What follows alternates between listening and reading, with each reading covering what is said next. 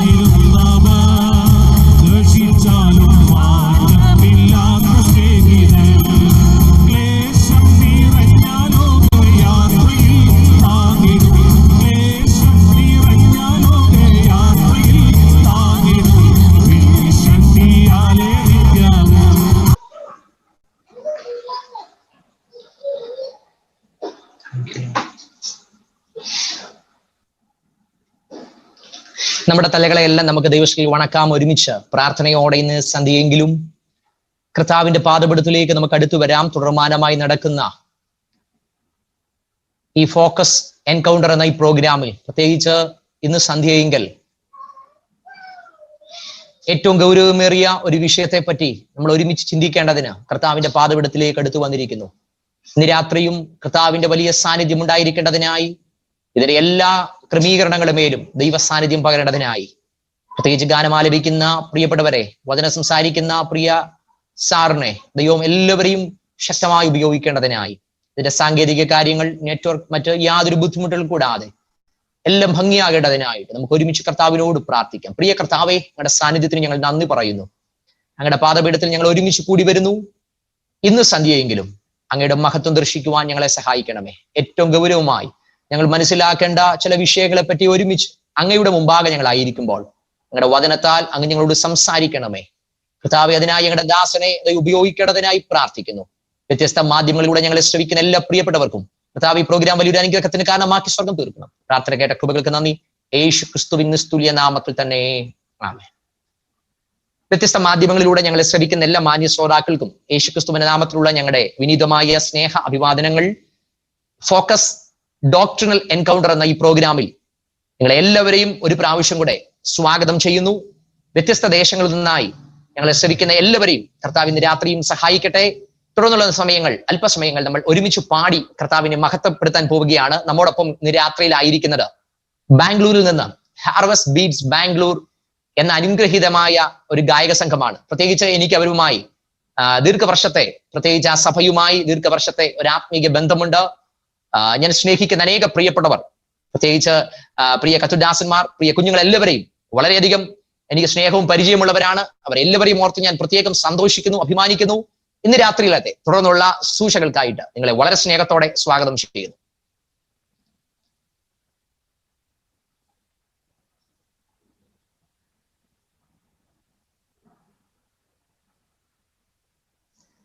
Harvest beats, please.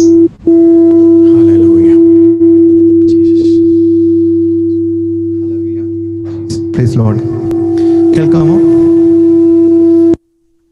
Yes, ചെറിയൊരു സൗണ്ടിന്റെ ഒരു ബുദ്ധിമുട്ടുണ്ട്, കുഴപ്പമില്ല.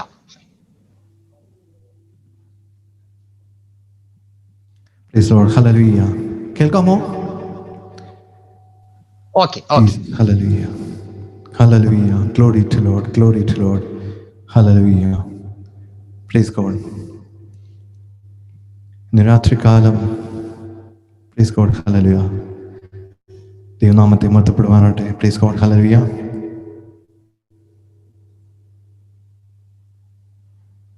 ഹല്ലേലൂയ.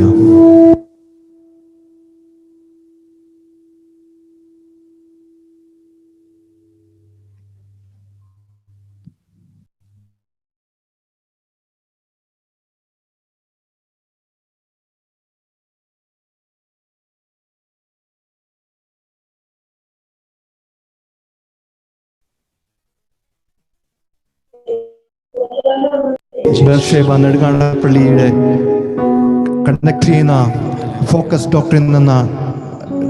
ഡോക്ടറിനെ ലിങ്കോട്ടിരുന്ന ഈ മീറ്റിംഗിലേക്ക് കടന്നു വന്ന് ദൈവനാമത്തെ പാടി സ്തുതിക്കുവാൻ അവസരം ലഭിച്ച സ്തോത്രം ചെയ്യുന്നു. ഹല്ലേലൂയ. വിശേഷാൽ ഈ മീറ്റിംഗിലേക്ക് ഞങ്ങളെ ക്ഷണിച്ച ഞങ്ങളധികം സ്നേഹിക്കുന്ന ഫെയ്ത്ത് ബ്ലസൻ പാസ്റ്ററോട് സ്തോത്രം ചെയ്യുന്നു. ഞങ്ങളുടെ നന്ദിയെ കരയറ്റുന്നു. ഹല്ലേലൂയ. അതുപോലെ തന്നെ ചർച്ച് മെമ്പേഴ്സിനോടും ഇതിൻ്റെ ബാക്ക്ഗ്രൗണ്ടിലും പിന്നിലും പ്രവർത്തിക്കുന്ന എല്ലാവരോടും ഉള്ള നന്ദിയെ കരയറ്റുന്നു. Praise God. ഹല്ലേലൂയ.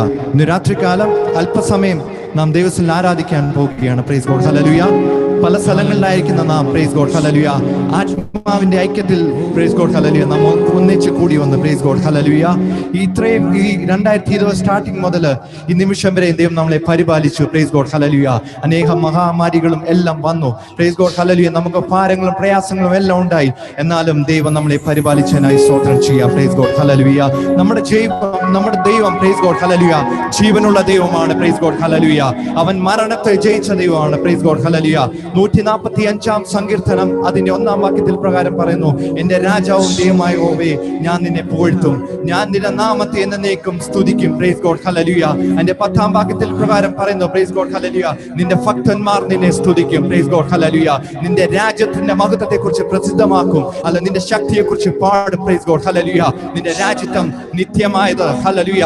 നിത്യമായ ഒരു രാജാവാണ് അവൻ. മരണത്തെ ജയിച്ച ഹല്ലേലൂയ നമ്മുടെ ദൈവമാണ്. നിത്യ പിതാവാണ്. ഹല്ലേലൂയ. ഹല്ലേലൂയ. ജീവന്റെ ആധാരമാണ്. ഇന്ന് രാത്രികാലം പ്രൈസ് ഗോഡ്. ഹല്ലേലൂയ നാം ആയിരിക്കുന്നിടത്ത് ദൈവത്തിന്റെ സാന്നിധ്യം ഹല്ലേലൂയ അനുഭവിച്ചറിയാം. Praise God. ഹല്ലേലൂയ. നമ്മുടെ ദൈവം രാജാധിരാജന് കർത്താധികർത്തനാണ്. Praise God. ഹല്ലേലൂയ. തിമോഥെയോസിന്റെ ലേഖനത്തിൽ പ്രകാരം പറയുന്നു, അവൻ ധന്യനായ ഏകാധിപതിയാണ്, അവൻ രാജാധിരാജനാണ്, അവൻ കർത്താധികർത്തനാണ്. ഇന്ന് രാത്രികാലം പ്രൈസ് ഗോഡ്. ഹല്ലേലൂയ നമുക്ക് ചേർന്ന് ദൈവത്തിന്റെ മഹിമയെ വർണ്ണിക്കുന്ന പാട്ട് നമുക്ക് പാടാം. Price God. ഹല്ലേലൂയ. മരണത്തെ ജയിച്ചവനെ അങ്ങേ ആരാധിച്ചിടുന്നു ഞാൻ, പാതാളത്തെ ജയിച്ചവനെ അങ്ങേ ആരാധിച്ചിടുന്നു ഞാൻ. Price God. Hallelujah. Glory. Hallelujah.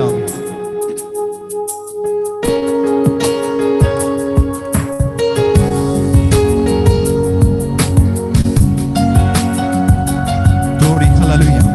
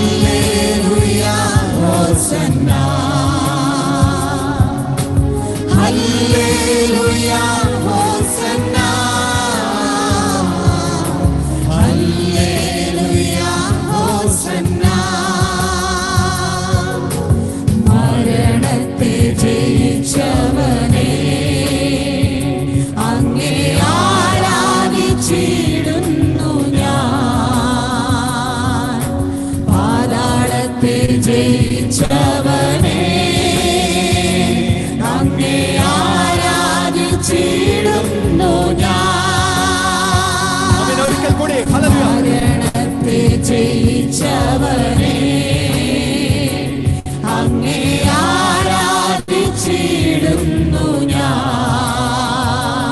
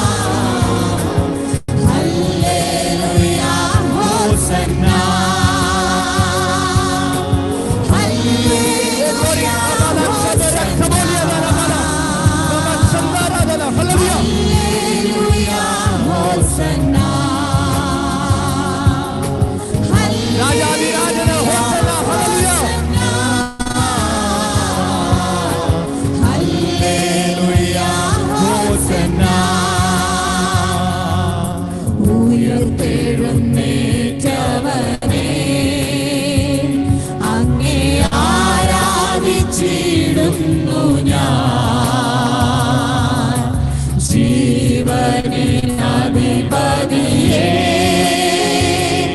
അങ്ങേ ആരാധിച്ചിടുന്നു ഞാൻ. ഒരിക്കൽ കൂടി ഹല്ലേലൂയ. എഴുന്നേറ്റവനേ അങ്ങേ ആരാധിച്ചിടുന്നു ഞാൻ. ജീവനിനധിപതിയേ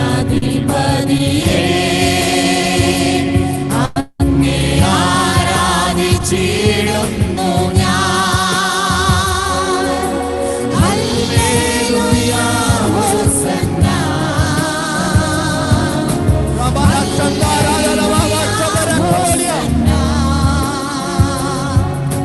hallelujah hosanna. Hallelujah hosanna. Hallelujah hosanna. Hallelujah hosanna. Hallelujah hosanna. Hallelujah hosanna.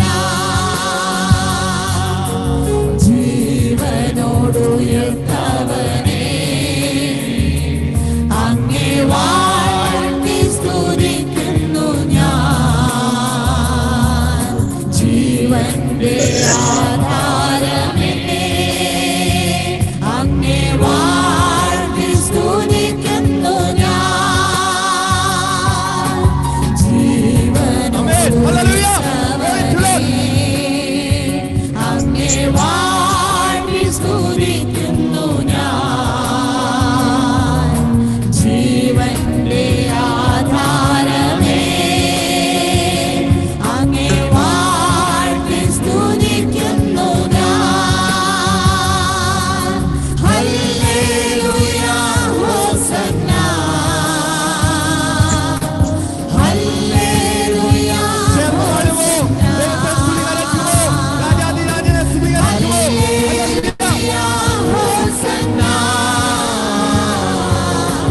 Hallelujah hosanna. Hallelujah hosanna. Hallelujah hosanna. Hallelujah hosanna. Hallelujah hosanna. Hallelujah ഹോസന്ന.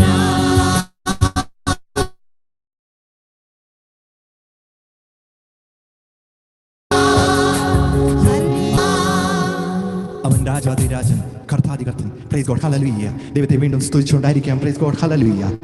മത്തായിയുടെ സുവിശേഷം 9-ാം അധ്യായത്തിലും ലൂക്കോസിന്റെ സുവിശേഷത്തിലും പ്രൈസ് ഗോഡ് 12 വർഷമായി രക്തസ്രാവമുള്ള സ്ത്രീയെക്കുറിച്ച് നാം വായിക്കുന്നുണ്ട്. Price God, hallelujah. ഹല്ലേലൂയ. ഏറിയ നാളായി ബുദ്ധിമുട്ട് അനുഭവിക്കുന്ന സ്ത്രീ, എന്നാൽ പ്രൈസ് ഗോഡ്, ഹല്ലേലൂയ, തൻ്റെ ഹൃദയത്തിൽ ഒരു നിർണയം നിർമ്മിച്ചു. പ്രൈസ് ഗോഡ്, ഹല്ലേലൂയ, അവൻ്റെ വസ്ത്രമെങ്കിലും തൊടണം. Praise God, hallelujah. ഒരു ഹല്ലേലൂയ, അവൻ്റെ വസ്ത്രമെങ്കിലും തൊടണം. Praise God, hallelujah. Praise God. അടുത്ത പാട്ടിന്റെ ഒരു കോറസിൽ പ്രകാരം പറയുന്നു, അവൻ്റെ വസ്ത്രങ്ങൾ തൊടുങ്ങലും ശക്തി പുറപ്പെടും. Price God, hallelujah. ഇന്ന് രാത്രികാലം ദൈവത്തെ ഒന്ന് തൊടാൻ റെഡിയാണോ? ഹല്ലേലൂയ. അനേകരെ തിക്കും തിരക്കിയും അതൊക്കെ നടക്കുന്നുണ്ടായിരിക്കാം. എന്നാലും നീ ഹല്ലേലൂയ യേശുവിനെ ഒന്ന് തൊടാൻ റെഡിയാണോ? ഹല്ലേലൂയ. ഹല്ലേലൂയ. ഉടനെ യേശുവിന് ശക്തി പുറപ്പെട്ട് പ്രൈസ് ഗോഡ്, ഹല്ലേലൂയ. തുടർന്നുള്ള കാര്യങ്ങൾ നമുക്കറിയാം. Price God, hallelujah. യേശു പറയുന്നുണ്ട്, സ്ത്രീയെ നിന്റെ വിശ്വാസം രക്ഷിച്ചിരിക്കുന്നു. രാത്രികാലം ആരെങ്കിലും പ്രൈസ് ഗോഡ്, ഹല്ലേലൂയ, ഭാരത്തോടെ രോഗത്തോടെ ആയിരിക്കുന്നുണ്ടെങ്കിൽ പ്രൈസ് ഗോഡ്, അവൻ സൗഖ്യദായകനാണ്. അവൻ യഹോവ റാഫയാണ്. ആരെങ്കിലും ജീവിതത്തിൽ പരാജയത്തിന്റെ പടുകുഴിലായിരിക്കുന്നുണ്ടെങ്കിൽ അവൻ യഹോവ നിസിയാണ്. ഹല്ലേലൂയ. അവൻ നിന്നെ ഹല്ലേലൂയ ഹല്ലേലൂയ ഒരു നാളും കൈവിടുകില്ല, ഉപേക്ഷിക്കില്ല. Hallelujah Jesus. Hallelujah. Praise God. Hallelujah. റമാല ശന്ദാരാദലവ. ഹല്ലേലൂയ. ജീവിതത്തിന്റെ കൂരിരുട്ടിന്റെ നടുവിലും ദീപമായി ഹല്ലേലൂയ നിനക്ക് പ്രകാശമായി അവൻ നിനക്ക് എന്നും മുമ്പേ ഉണ്ട്. ഹല്ലേലൂയ. പക്ഷെ നീ അത് തിരിച്ചറിയുന്നില്ലെങ്കിൽ ഇന്ന് രാത്രികാലം ദൈവത്തിൽ ഏൽപ്പിച്ചു കൊടുക്കാം. റമാല ശന്ദാരാദലവ. ഹല്ലേലൂയ. രാത്രികാലം ഒരുമിച്ച് ദൈവത്തെ വീണ്ടും പാടി മഹത്വപ്പെടുത്താം. Praise God. അവന്റെ അടുപ്പിനരാൽ നമുക്ക് സൗഖ്യം വന്നു. ഹല്ലേലൂയ. Praise God. യഹോവ റാഫ സൗഖ്യത്തിന്റെ ദായകൻ. Praise God. ഹല്ലേലൂയ. യഹോവ റാഫ സൗഖ്യത്തിന്റെ ദായകൻ. സൗഖ്യമാക്കും കരങ്ങളാൽ തൊടുന്താൻ ഒരുക്കുമോ എന്ന ഗാനം പാടി ദൈവത്തെ മഹത്വപ്പെടുത്താം. Praise God. ഹല്ലേലൂയ. ഗ്ലോറി. റമാല ശന്ദാര ഖബോലിയദര.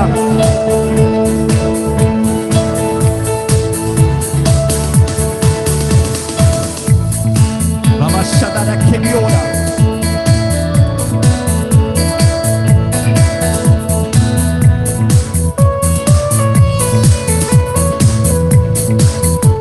Hallelujah.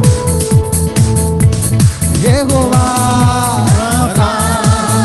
സൗഖ്യത്തിന്റെ ദായകൻ, സൗഖ്യമാക്കും കരങ്ങളാൽ തൊടുക്കാൻ ഒരുക്കമോ.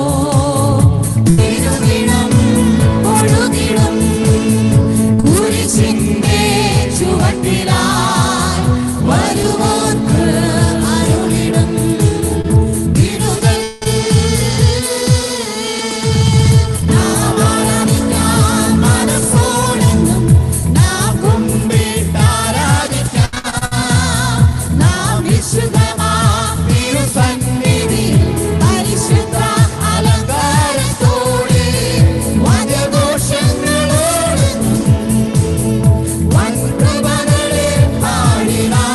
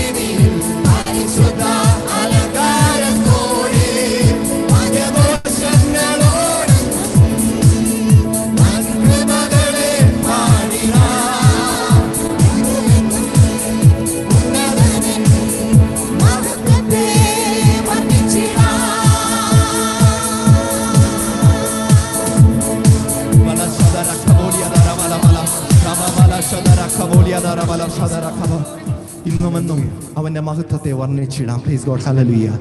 91 സങ്കീർത്തനം പ്രകാരം പറയുന്നുണ്ട്, തൻ്റെ തൂവലുകൾ കൊണ്ട് അവൻ നിന്നെ മറയ്ക്കും. Praise God. ഹല്ലേലൂയ. അവന്റെ പരിചയം കൊണ്ട് പലക കൊണ്ട് നിന്നെ മറയ്ക്കും. Praise God. ഹല്ലേലൂയ. ഹല്ലേലൂയ. മിസ്രൈമിൽ വലിയൊരു നിലവിളി ഉയർന്നപ്പോൾ ദൈവം ഇസ്രായേൽ മക്കളെ പരിപാലിച്ചു. Praise God. ഹല്ലേലൂയ. ദൈവം ഇസ്രായേൽ മക്കളെ പ്രൈസ് ഗോഡ് ഹല്ലേലൂയ പ്രൊട്ടക്ട് ചെയ്തു. Praise God hallelujah. ഇന്ന് രാത്രികാലം ആ ദൈവത്തിന്റെ പരിപാലനം നമുക്ക് ചുറ്റും, നമ്മുടെ ഭവനത്തിന് ചുറ്റും പ്രൈസ് ഗോഡ് ഹല്ലേലൂയ നമുക്ക് ഓരോരുത്തർക്കും ചുറ്റും ഉണ്ടാകട്ടെ. Praise God hallelujah. റബല ശദര കബോലിയ റബ ഹല്ലേലൂയ. Praise God hallelujah. പലപ്പോഴും പ്രൈസ് ഗോഡ് അദൃശ്യമായ മേഖലകളിൽ നമുക്ക് വരാവുന്ന ആപത്തുകള്, അനർത്ഥങ്ങള്, രോഗങ്ങള് എല്ലാത്തിനും മാറ്റി മറിച്ച് തന്റെ തൂവല് കൊണ്ട് മറച്ചതിനായി സ്തോത്രം ചെയ്യാം. Price God hallelujah. ഇന്ന് രാത്രികാലം പ്രൈസ് ഗോഡ് ഹല്ലേലൂയ വീണ്ടും ചേർന്ന് പാടാം. Price God hallelujah. യേശുവിൻ നാമം എൻ പ്രാണന് രക്ഷ, കുഞ്ഞാട്ടിൻ രക്തം എൻ വീടിന് മുദ്ര. Hallelujah. In the name of Jesus we declare hallelujah. ലബല ശന്ദാരാദ ലബ യേശുവിൻ രക്തം. ഹല്ലേലൂയ. നമുക്ക് ചേർന്ന് പാടാം. ഹല്ലേലൂയ.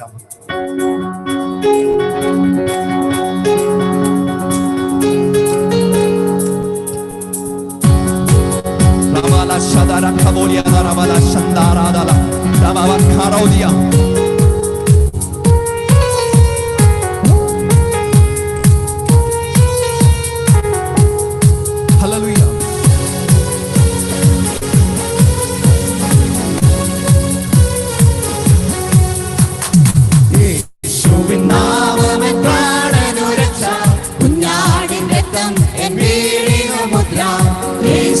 നാമമൻ പ്രാണനു രക്ഷ, കുഞ്ഞാടിൻ രക്തം എൻ വീടിനു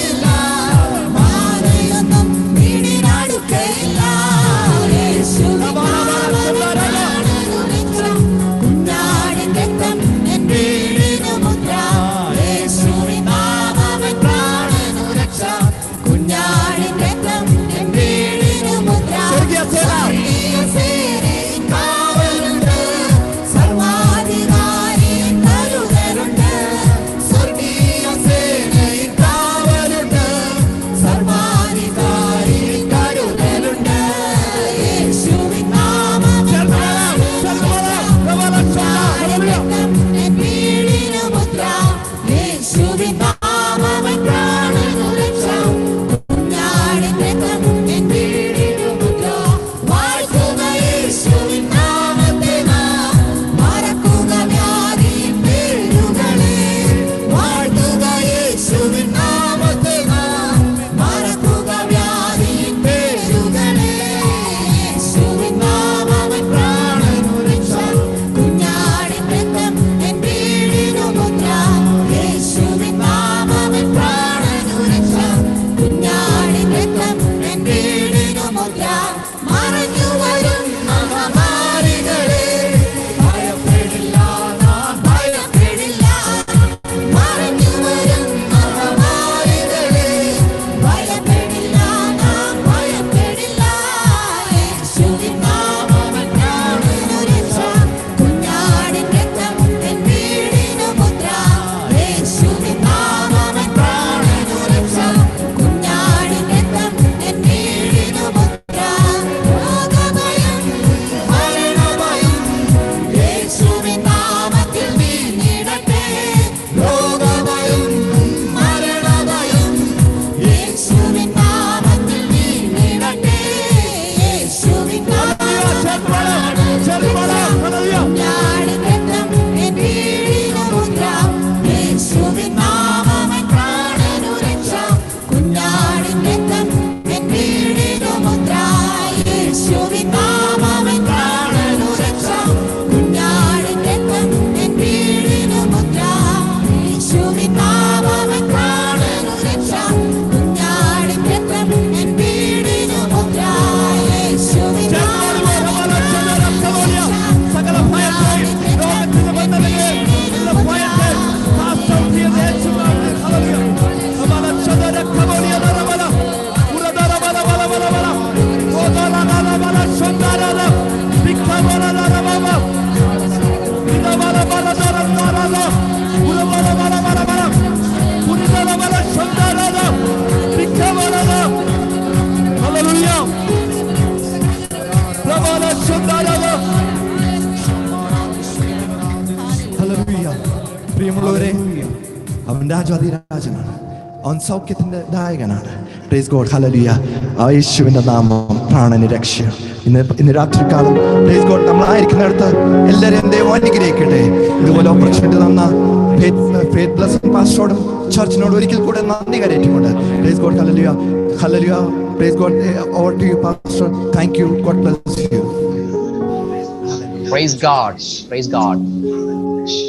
അനുഗ്രഹിക്കപ്പെട്ട സമയത്തിനായി കർത്താവിന് സ്തോത്രം ചെയ്യുന്നു. നമുക്ക് ഒരുമിച്ച് കർത്താവിനെ പാടി ഇങ്ങനെ മഹത്വപ്പെടുത്തുവാൻ ദൈവം ഒരുക്കിയ അനുഗ്രഹീത സമയത്തിനായി കർത്താവിന് നന്ദിയും ബഹുമാനവും അർപ്പിക്കുന്നു. പ്രത്യേകാൽ ഇന്ന് രാത്രിയിൽ അനുഗ്രഹീത ഗാനശുശ്രൂഷകൾക്ക് നേതൃത്വം നൽകിയ ഹാർവസ്റ്റ് പീസ് ബാംഗ്ലൂരിനുള്ള ഞങ്ങൾ ഹൃദയംഗമായി നന്ദി അറിയിക്കുന്നു.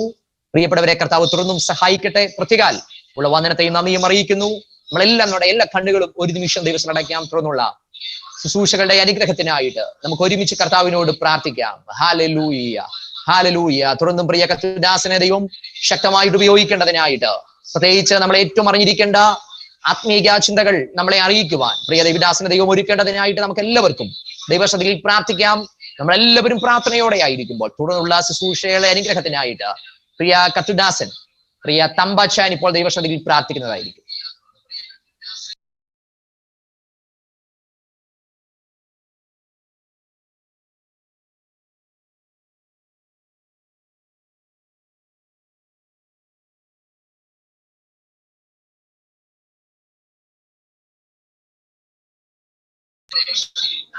അൺമ്യൂട്ട് ചെയ്യണമേ please. Praise Lord. Okay. Hallelujah. സ്തോത്രം സ്തോത്രം സ്തോത്രം. പരിശുദ്ധനായ ദൈവമേ, സ്വർഗീയ പിതാവേ, അനുഗ്രഹിക്കപ്പെട്ട ഈ സന്ധ്യാസമയത്തിനായി സ്തോത്രം ചെയ്യുന്നു. ഈ ദിവസങ്ങളിൽ നടന്നു വരുന്ന ഈ മീറ്റിംഗ് അനുഗ്രഹിക്കപ്പെട്ട നിലയിൽ ഓരോ ദിവസവും കർത്താവെ നടത്തുവാൻ തക്കവണ്ണം അങ്ങയുടെ ദാസനെ ഇടയാക്കി ഓരോ ദിവസവും അങ്ങയുടെ ദാസന്മാരെ അയച്ച് അനുഗ്രഹിക്കപ്പെട്ട മെസ്സേജ് ഗാന ശുശ്രൂഷ എല്ലാം നൽകുന്നതിനായി നന്ദിയോട് സ്തോത്രം ചെയ്യുന്നു. കർത്താവെ ഹാർവസ്റ്റ് ബീറ്റ് ബാംഗ്ലൂരിൽ നിന്ന് കർത്താവെ അനുഗ്രഹിക്കപ്പെട്ട ഗാനങ്ങൾ പാടി ദൈവത്തെ മഹത്വപ്പെടുത്തുവാൻ ദൈവമാക്കിയല്ലോ. ഞങ്ങൾ ഒന്നിച്ച് നിന്റെ സന്നിധിയിൽ സന്തോഷിപ്പാൻ കർത്താവ് സഹായിച്ചതിനായി സ്തോത്രം ചെയ്യുന്നു. ഇന്ന് ഞങ്ങളോട് അങ്ങയുടെ മാറ്റമില്ലാത്ത വചനം ശുശ്രൂഷിപ്പാനായി അങ്ങയുടെ ശ്രേഷ്ഠദാസനെ അയച്ചതിനായി നന്ദിയോട് സ്തോത്രം ചെയ്യുന്നു. അങ്ങയുടെ ദാസന് വേണ്ടി ഞങ്ങൾ പ്രാർത്ഥിക്കുന്നു കർത്താവേ. ഹല്ലേലൂയ. ദൈവത്തിന്റെ ആഴമേൽ പ്രത്യേക ചിന്തകൾ അറിയിപ്പാൻ നിന്റെ ദാസനെ ശക്തീകരിക്കണമേ, പരിശുദ്ധാത്മാവ് ഉപയോഗിക്കണമേ, അഭിഷേകം ചെയ്യണമേ എന്ന് പ്രാർത്ഥിക്കുന്നു കർത്താവേ. അങ്ങയുടെ ദാസൻ ഫെയ്ത്ത് ബ്ലസൻ സാറിന് വേണ്ടി പ്രാർത്ഥിക്കുന്നു. കർത്താവ് കുടുംബം അനുഗ്രഹിച്ചാൽ അദ്ദേഹത്തിന്റെ മിനിസ്ട്രി അനുഗ്രഹിക്കണമേ. ഇന്ന് ഈ മീറ്റിംഗ് സംബന്ധിക്കുന്ന എല്ലാ പ്രിയപ്പെട്ടവരെയും കർത്താവിന്റെ കരങ്ങളിൽ സമർപ്പിച്ച് ഞങ്ങൾ പ്രാർത്ഥിക്കുന്നു. തിരുസാന്നിധ്യം ഞങ്ങൾ ഒഴിക്കണമേ കർത്താവേ. പ്രാർത്ഥനയിട്ടതിനായി സ്തോത്രം യേശുവിന്റെ വലിയ നാമത്തിൽ തന്നെ. ആമേൻ, ആമേൻ, ആമേൻ. കർത്താവ് നമ്മുടെ പ്രാർത്ഥന കേട്ടതിനായി നമുക്ക് ഒരുമിച്ച് കർത്താവിന് സ്തോത്രം ചെയ്യാം. സ്തോത്രം, സ്തോത്രം, സ്തോത്രം. അനുഗ്രഹീത സമയത്തിനായി ഇന്ന് രാത്രിയും ദൈവത്തിന് നന്ദി പറയുന്നു. വളരെ സന്തോഷമുണ്ട് ഈ രാത്രിയും കർത്താവിന്റെ പാദപീഠത്തിൽ നമുക്ക് ഇങ്ങനെ കൂടി വരുവാൻ, ദൈവത്തെ മഹത്വപ്പെടുത്തുവാൻ ഒരുക്കപ്പെട്ട ഈ വലിയ അവസരങ്ങൾക്കായിട്ട് കർത്താവിന് നന്ദി പറയുന്നു. തുടർമാനമായിട്ടുള്ള ദിവസങ്ങൾ പിന്നിട്ട 150 ദിവസമായി, എനിക്ക് തോന്നുന്നു 149 ദിവസമാണ് നമ്മൾ തുടർമാനമായിട്ട് കർത്താവിന്റെ പാദപീഠത്തിലായിരിക്കുന്നത്. അതിൽ തന്നെ എല്ലാ തിങ്കളാഴ്ചകളിലും പ്രത്യേകിച്ച് ഒരു വിഷയമായി നമ്മൾ ഫോക്കസ് എന്ന ഒരു നാമധേയത്തിൽ ഡോക്ടറിനൽ എൻകൗണ്ടർ, യൂത്ത് എൻകൗണ്ടർ, മറ്റ് ഹോപ്പ് എൻകൗണ്ടർ, അങ്ങനെ വ്യത്യസ്ത നാമധേയത്തിൽ നമുക്ക് ഒരുമിച്ച് പല വിഷയങ്ങളെ കേന്ദ്രീകരിച്ചുകൊണ്ട് അനേക ദൈവദാസന്മാരിലൂടെ ദൈവ സന്ദേശങ്ങൾ കേൾക്കുവാൻ കർത്താവ് നമുക്ക് അവസരം നൽകി. അതിൽ തന്നെ കഴിഞ്ഞ ആഴ്ച നമുക്ക് ഒരാഴ്ച മുഴുവൻ കർത്താവിന്റെ പാദപീഠത്തിലായിരിക്കുവാൻ ദൈവം അവസരം നൽകി. പ്രത്യേകിച്ച് ഇന്ന് രാത്രിയിൽ ലഭിക്കപ്പെട്ട ഈ അനുഗ്രഹീത സമയത്തിനായി കർത്താവിന് സ്തോത്രം ചെയ്യുന്നു. പ്രത്യേകാൽ ഇന്ന് രാത്രിയിൽ അനുഗ്രഹീത സന്ദേശം നമ്മോട് അറിയിക്കേണ്ടതിനായിട്ട് നമ്മോടൊപ്പം ആയിരിക്കുന്ന പ്രിയ കത്തുദാസൻ, പ്രിയ സജി സാറിനെ ഓർത്തുകൊണ്ട് ഞാൻ വളരെ അഭിമാനിക്കുന്നു. ദൈവത്തിന് സ്തോത്രം ചെയ്യുന്നു. പ്രത്യേകിച്ച് എനിക്ക് ഏറ്റവും സന്തോഷത്തോടെ പറയാം, എന്റെ ഒരു അധ്യാപകനാണ് പ്രിയ സജി സാർ. ദൈവവചനത്തിന്റെ ഏറ്റവും ആരംഭ പാഠങ്ങൾ പകർന്നു തന്ന പ്രിയ ദൈവദാസനെ ഓർത്ത് ദൈവത്തെ സ്തുതിക്കുന്നു. എന്നാൽ ഇന്ന് ലോകത്തിന്റെ വ്യത്യസ്ത ഭാഗങ്ങളായി അനേകർക്ക് കർത്താവിനെ പറ്റിയുള്ള ദിശാബോധം നൽകുവാൻ, അനേകരെ ഒരുക്കിയെടുക്കുവാൻ പ്രിയ ദൈവദാസനെ ദൈവം ഒരുക്കുന്ന കർത്താവിന്റെ വഴികൾക്കായിട്ട് ഞാൻ വളരെ സന്തോഷിക്കുന്നു, അഭിമാനിക്കുന്നു. ഇൻഡോ ബാപ്റ്റിസ്റ്റ് തിയോളജിക്കൽ സെമിനാരിയുടെ IBTS സെമിനാരിയുടെ പ്രിൻസിപ്പാളായി പ്രിയ കത്തുദാസൻ സേവനം അനുഷ്ഠിക്കുന്നു. അതിനോടൊപ്പം തന്നെ ഒരു സ്റ്റുഡന്റ് കൗൺസിലറും വ്യത്യസ്ത മാധ്യമങ്ങളിലൂടെ കർത്താവിനെ സാക്ഷിക്കുവാൻ ദൈവദാസന് അവസരം നൽകുന്നു. പ്രത്യേകിച്ച് ഇന്ന് രാത്രി ഒരു പ്രത്യേക വിഷയമാണ്. ഞാൻ അതിനെപ്പറ്റി അധികം വിശാലമായി സംസാരിക്കാൻ താല്പര്യപ്പെടുന്നില്ല. പ്രിയ കത്തുദാസൻ തന്നെ ആ ഭാഗത്തേക്ക് പ്രവേശിക്കും. എനിക്ക് ആ ഒരു ചിന്ത എന്റെ മനസ്സിലേക്ക് വരുവാൻ കാരണം പ്രിയ ദൈവദാസൻ അപ്ലോഡ് ചെയ്ത ഒരു 2-3 മിനിറ്റ് ദൈർഘ്യമുള്ള ഒരു വീഡിയോയാണ്. ആ ഒരു വീഡിയോയ്ക്കകത്ത് ഞാൻ ദർശിച്ചപ്പോൾ ഏറ്റവും ഒരു കാലഘട്ടത്തിന്റെ ഒരു ആവശ്യകതയായി ഏറ്റവും അധികം ഒരു വഞ്ചനയുടെ ആത്മാവ് ഈ സമൂഹത്തിൽ വ്യാപരിക്കുന്നത് വ്യക്തമായി ബോധ്യപ്പെടുകയും അതുമൂലം ഞാൻ പ്രിയ കത്തുദാസനുമായി സംസാരിക്കുകയും ചെയ്യുവാനിടയായി. പ്രിയ സാർ വളരെ സന്തോഷത്തോടെ ഇന്ന് രാത്രിയും ആ ഒരു കാര്യം സമ്മതിക്കുകയും ഞങ്ങളോടൊപ്പം പങ്കെടുക്കുകയും ചെയ്തതിൽ സന്തോഷമുണ്ട്. പ്രത്യേകമുള്ള സ്നേഹത്തെയും വന്ദനത്തെയും സ്വാഗതത്തെയും അറിയിക്കുന്നു. തുടർന്നുള്ള നിമിഷത്തെ ദൈവവചന ശുശ്രൂഷകൾക്കായി പ്രിയ കത്തുദാസൻ ഡോക്ടർ സജി KP അവർകളെ വളരെ സ്നേഹത്തോടെ ആദരവോടെ സ്വാഗതം ചെയ്യുന്നു. Thank you. ദൈവ തിരുനാമത്തിന് നന്ദി നിറഞ്ഞ ഹൃദയത്തോടെ സ്തോത്രം ചെയ്യുന്നു. എനിക്ക് വളരെ സന്തോഷമുണ്ട് ഇന്ന് ഇങ്ങനെ ഈ പ്രോഗ്രാമിൽ പങ്കെടുക്കുന്നതിൽ വളരെയധികം എനിക്ക് സന്തോഷമുണ്ട്. ഈ കാലഘട്ടത്തിൽ ദൈവത്തിന്റെ കരങ്ങളിൽ ശക്തമായിട്ട് ഉപയോഗിക്കപ്പെടുന്ന ഒരു കൺവെൻഷൻ പ്രസംഗകനാണ് കർത്താവിന്റെ ദാസൻ പ്രിയ ഫെയ്ത്ത് ബ്ലസൻ പാസ്റ്റർ. കർത്താവിന്റെ ദാസനെ കുറിച്ച് ദൈവത്തിനുള്ള വലിയ പദ്ധതികൾക്കായി ഞാൻ പലപ്പോഴും കർത്താവിന് സ്തോത്രം ചെയ്യാറുണ്ട്. ഇന്ന് രാത്രി ഈ ഒരു കൂടിവരവിൽ പങ്കെടുക്കുന്ന ഒത്തിരി ദൈവമക്കളുണ്ട്. നെടുങ്ങാടപ്പള്ളിയിലെ ചർച്ച്, മറ്റ് സെന്ററിൽപ്പെട്ട വിവിധ സഭകളിലെ ചർച്ചയിലുള്ള ചില പ്രിയമുള്ളവര്, ഞാൻ പാസ്റ്റർ ആയിരിക്കുന്ന കോട്ടയത്തെ ചർച്ചിലുള്ള പ്രിയമുള്ളവര്, അങ്ങനെ പല ആളുകൾ ഇന്ന് ഈ സൂം മീറ്റിംഗിൽ പങ്കെടുക്കുന്നുണ്ട്. എന്ന് മാത്രമല്ല സോഷ്യൽ മീഡിയ പ്ലാറ്റ്ഫോമിലൂടെ ഈ പ്രോഗ്രാം ശ്രമിച്ചുകൊണ്ടിരിക്കുന്ന ഒത്തിരി പേരുണ്ട്. നിങ്ങൾക്ക് എല്ലാവർക്കും യേശുക്രിസ്തുവിന്റെ നാമത്തിൽ സ്നേഹവും വന്ദനവും അറിയിക്കുകയാണ്. ഇന്ന് രാത്രി നമ്മളിവിടെ ഡീൽ ചെയ്യുന്ന, നമ്മളിവിടെ സംസാരിക്കുന്ന ഈ വിഷയം വളരെ പ്രധാനപ്പെട്ട ഒരു വിഷയമാണ്. പ്രവചന ശുശ്രൂഷ എന്ന് പറയുന്നത് വേദപുസ്തകത്തിൽ പഴയ നിയമത്തിലും പുതിയ നിയമത്തിലും ഒരുപോലെ വളരെ പ്രാധാന്യതയോടെ വിശദീകരിച്ചിട്ടുള്ള ഒരു ശുശ്രൂഷയാണ്. പഴയ നിയമത്തിൽ പ്രവാചകന്മാരെ ദൈവം ശക്തമായിട്ട് ഉപയോഗിച്ചിട്ടുണ്ട്. ഒരു പറ്റം ജനസമൂഹത്തിന്റെ നടുവിൽ, വിശേഷാൽ ഇസ്രായേൽ മക്കളുടെ നടുവിൽ അവരെപ്പോഴെങ്കിലും ദൈവസന്നിധിയിൽ നിന്ന് അകലുന്ന സന്ദർഭങ്ങൾ വരുമ്പോൾ അവരെ ദൈവസ്ഥലിലേക്ക് മടക്കി കൊണ്ടുവരുവാനുള്ള ദൗത്യത്തോടെ ദൈവത്തിന്റെ പരിശുദ്ധാത്മാവിന്റെ നിയോഗത്താൽ ശക്തമായി ജനത്തോട് സംവദിച്ച ആളുകളായിരുന്നു പ്രവാചകന്മാർ. അതുകൊണ്ട് തന്നെ പഴയ നിയമത്തിലെ പ്രവാചകന്മാർ പലരും ഒത്തിരി വൈഷമ്യ ഘട്ടങ്ങളിലൂടെ പോകേണ്ട വന്നിട്ടുണ്ട്. ഇരമ്യാവിനെ കുഴിയിലിട്ടിട്ടുണ്ട്, അങ്ങനെ മീഖായാവിനെ ചെകിട്ടത്തടിച്ചിട്ടുണ്ട്, ആമോസിനെ ഉപദ്രവിച്ചിട്ടുണ്ട്, നിന്ദിച്ചിട്ടുണ്ട്, സ്ഥാനം ചൊല്ലി ഐഡന്റിറ്റിയെ ചൊല്ലി ആമോസിനെ അപഹസിച്ചിട്ടുണ്ട്. അങ്ങനെയൊക്കെയുള്ള ഒത്തിരി അനുഭവങ്ങളിലൂടെ കടന്നുപോയി. എങ്കിലും എലിയാവിനെ പോലുള്ള ആളുകള് നീ പോയി കെരീത്ത് തോട്ടിങ്കൽ ഒളിച്ചിരിക്ക എന്ന് പറഞ്ഞപ്പോൾ അങ്ങനെ ചെയ്തിട്ടുണ്ട്. അങ്ങനെയൊക്കെ അനവധിയായ വൈഷമ്യങ്ങളിലൂടെ പോയി. എങ്കിലും അവരെ ദൈവമേൽപ്പിച്ച ദർശനത്തെ അതിന്റെ ആഴമായി തന്നെ നിലനിർത്തിയ ആളുകളായിരുന്നു പ്രവാചകന്മാർ. പുതിയ നിയമസഭയിൽ പ്രവാചകന്മാരുണ്ട്. പ്രവചന ശുശ്രൂഷ പുതിയ നിയമസഭയുടെ ഭാഗമാണ്. ദൈവത്തിന്റെ പരിശുദ്ധാത്മാവ് പുതിയ നിയമസഭയ്ക്ക് നൽകുന്ന വരങ്ങളിൽ ഒന്നാണ് പ്രവചന ശുശ്രൂഷ എന്ന ദൈവിക ദാനം. ഞാൻ ഇന്നേക്ക് 22 വർഷങ്ങൾക്ക് മുൻപ് സുവിശേഷ വേലയ്ക്ക് ഇറങ്ങിയ പശ്ചാത്തലം കൂടെ ആദ്യം പറഞ്ഞിട്ട് ഇതിന്റെ ഒരു മറുവശത്തേക്ക് ഞാൻ പ്രവേശിക്കാം. ഇന്നേക്ക് 22 വർഷങ്ങൾക്ക് മുമ്പ് 1998 ഒരു മാർച്ച് മാസത്തിൽ ഡിഗ്രി പരീക്ഷയൊക്കെ എഴുതി ഇരിക്കുന്ന സമയം ഇനി തുടർന്ന് എന്ത് എന്നതിന് കൃത്യമായൊരു ഉത്തരം എനിക്കുണ്ടായിരുന്നു. ജേർണലിസം എനിക്ക് വളരെ ഇഷ്ടമുള്ള ഒരു വിഷയമായിരുന്നു. ജേർണലിസത്തിൽ തുടർ പഠനം നടത്തുവാനും ജയ്പൂർ യൂണിവേഴ്സിറ്റിയിൽ അതിനുള്ള പഠനത്തിന്റെ ക്രമീകരണങ്ങൾ ചെയ്യുകയും അങ്ങനെ എൻ്റെ അങ്കിൾ അവിടെ ഉണ്ട്, അങ്ങോട്ട് യാത്ര ചെയ്യാനുള്ള എല്ലാ ക്രമീകരണങ്ങളും സംസാരിച്ചു വെച്ചിരിക്കുന്ന സമയത്ത് എൻ്റെ സഭയിൽ 3 ദിവസത്തെ ഉപവാസ പ്രാർത്ഥന നടക്കുകയായിരുന്നു. അപ്പൊ 1-ാമത്തെ ദിവസം ഉപവാസ പ്രാർത്ഥനയിൽ വന്ന പ്രവാചകൻ എന്റെ തലയിൽ കൈവച്ച് എന്നോട് പറഞ്ഞു, നിന്റെ ഭാവി മുഴുവനും നീ കൃത്യമായി പ്ലാൻ ചെയ്ത് വെച്ചിരിക്കുകയാണ്, പക്ഷെ അത് ദൈവത്തിന്റെ ഹിതമല്ല. ദൈവത്തിന്റെ ഹിതം നീ പൂർണ്ണ സമയം സുവിശേഷ വേലയ്ക്ക് ഇറങ്ങണം എന്നുള്ളതാണ്. അപ്പൊ ഞാൻ അതിനെ അന്നത്തെ ഒരു ചെറുപ്പക്കാരന്റെ ലാഘവ ബുദ്ധിയോടെ അതിനെ കണ്ടു. വലിയ പ്രാധാന്യതയോടെ ഞാൻ അതിനെ എടുത്തില്ല.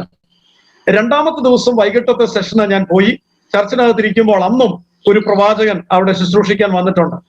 എല്ലാവരോടും ദൂത് പറഞ്ഞ കൂട്ടത്തിൽ എന്റെ തലയിൽ കൈവച്ച പ്രവാചകൻ അതേ വാചകങ്ങൾ തന്നെ, ആദ്യത്തെ ദിവസം പറഞ്ഞ പ്രവാചകൻ പറഞ്ഞ അതേ വാചകങ്ങൾ തന്നെ 2-ാമത്തെ ദിവസം വന്ന പ്രവാചകനും പറഞ്ഞു. എന്റെ തലയിൽ കൈവച്ച് പറഞ്ഞു, നീ നിന്റെ ഭാവി മുഴുവനും വ്യക്തതയോടെ പ്ലാൻ ചെയ്ത് വെച്ചിരിക്കുകയാണ്, പക്ഷെ അത് ദൈവത്തിന്റെ ഹിതമല്ല. ദൈവത്തിന്റെ ഹിതം നീ പൂർണ്ണ സമയം സുവിശേഷ വേലയ്ക്ക് ഇറങ്ങണം, ഒരു ദൈവദാസനാകണം എന്നുള്ളതാണ്. എന്നാൽ ഒരു കാര്യം കൂടെ അദ്ദേഹം ചേർത്ത് പറഞ്ഞു, ദൈവം വിളിക്കുന്ന സമയത്ത് നീ ദൈവത്തിന് വേണ്ടി ഇറങ്ങുകയാണെങ്കിൽ എത്രയോ നല്ലതാണ്.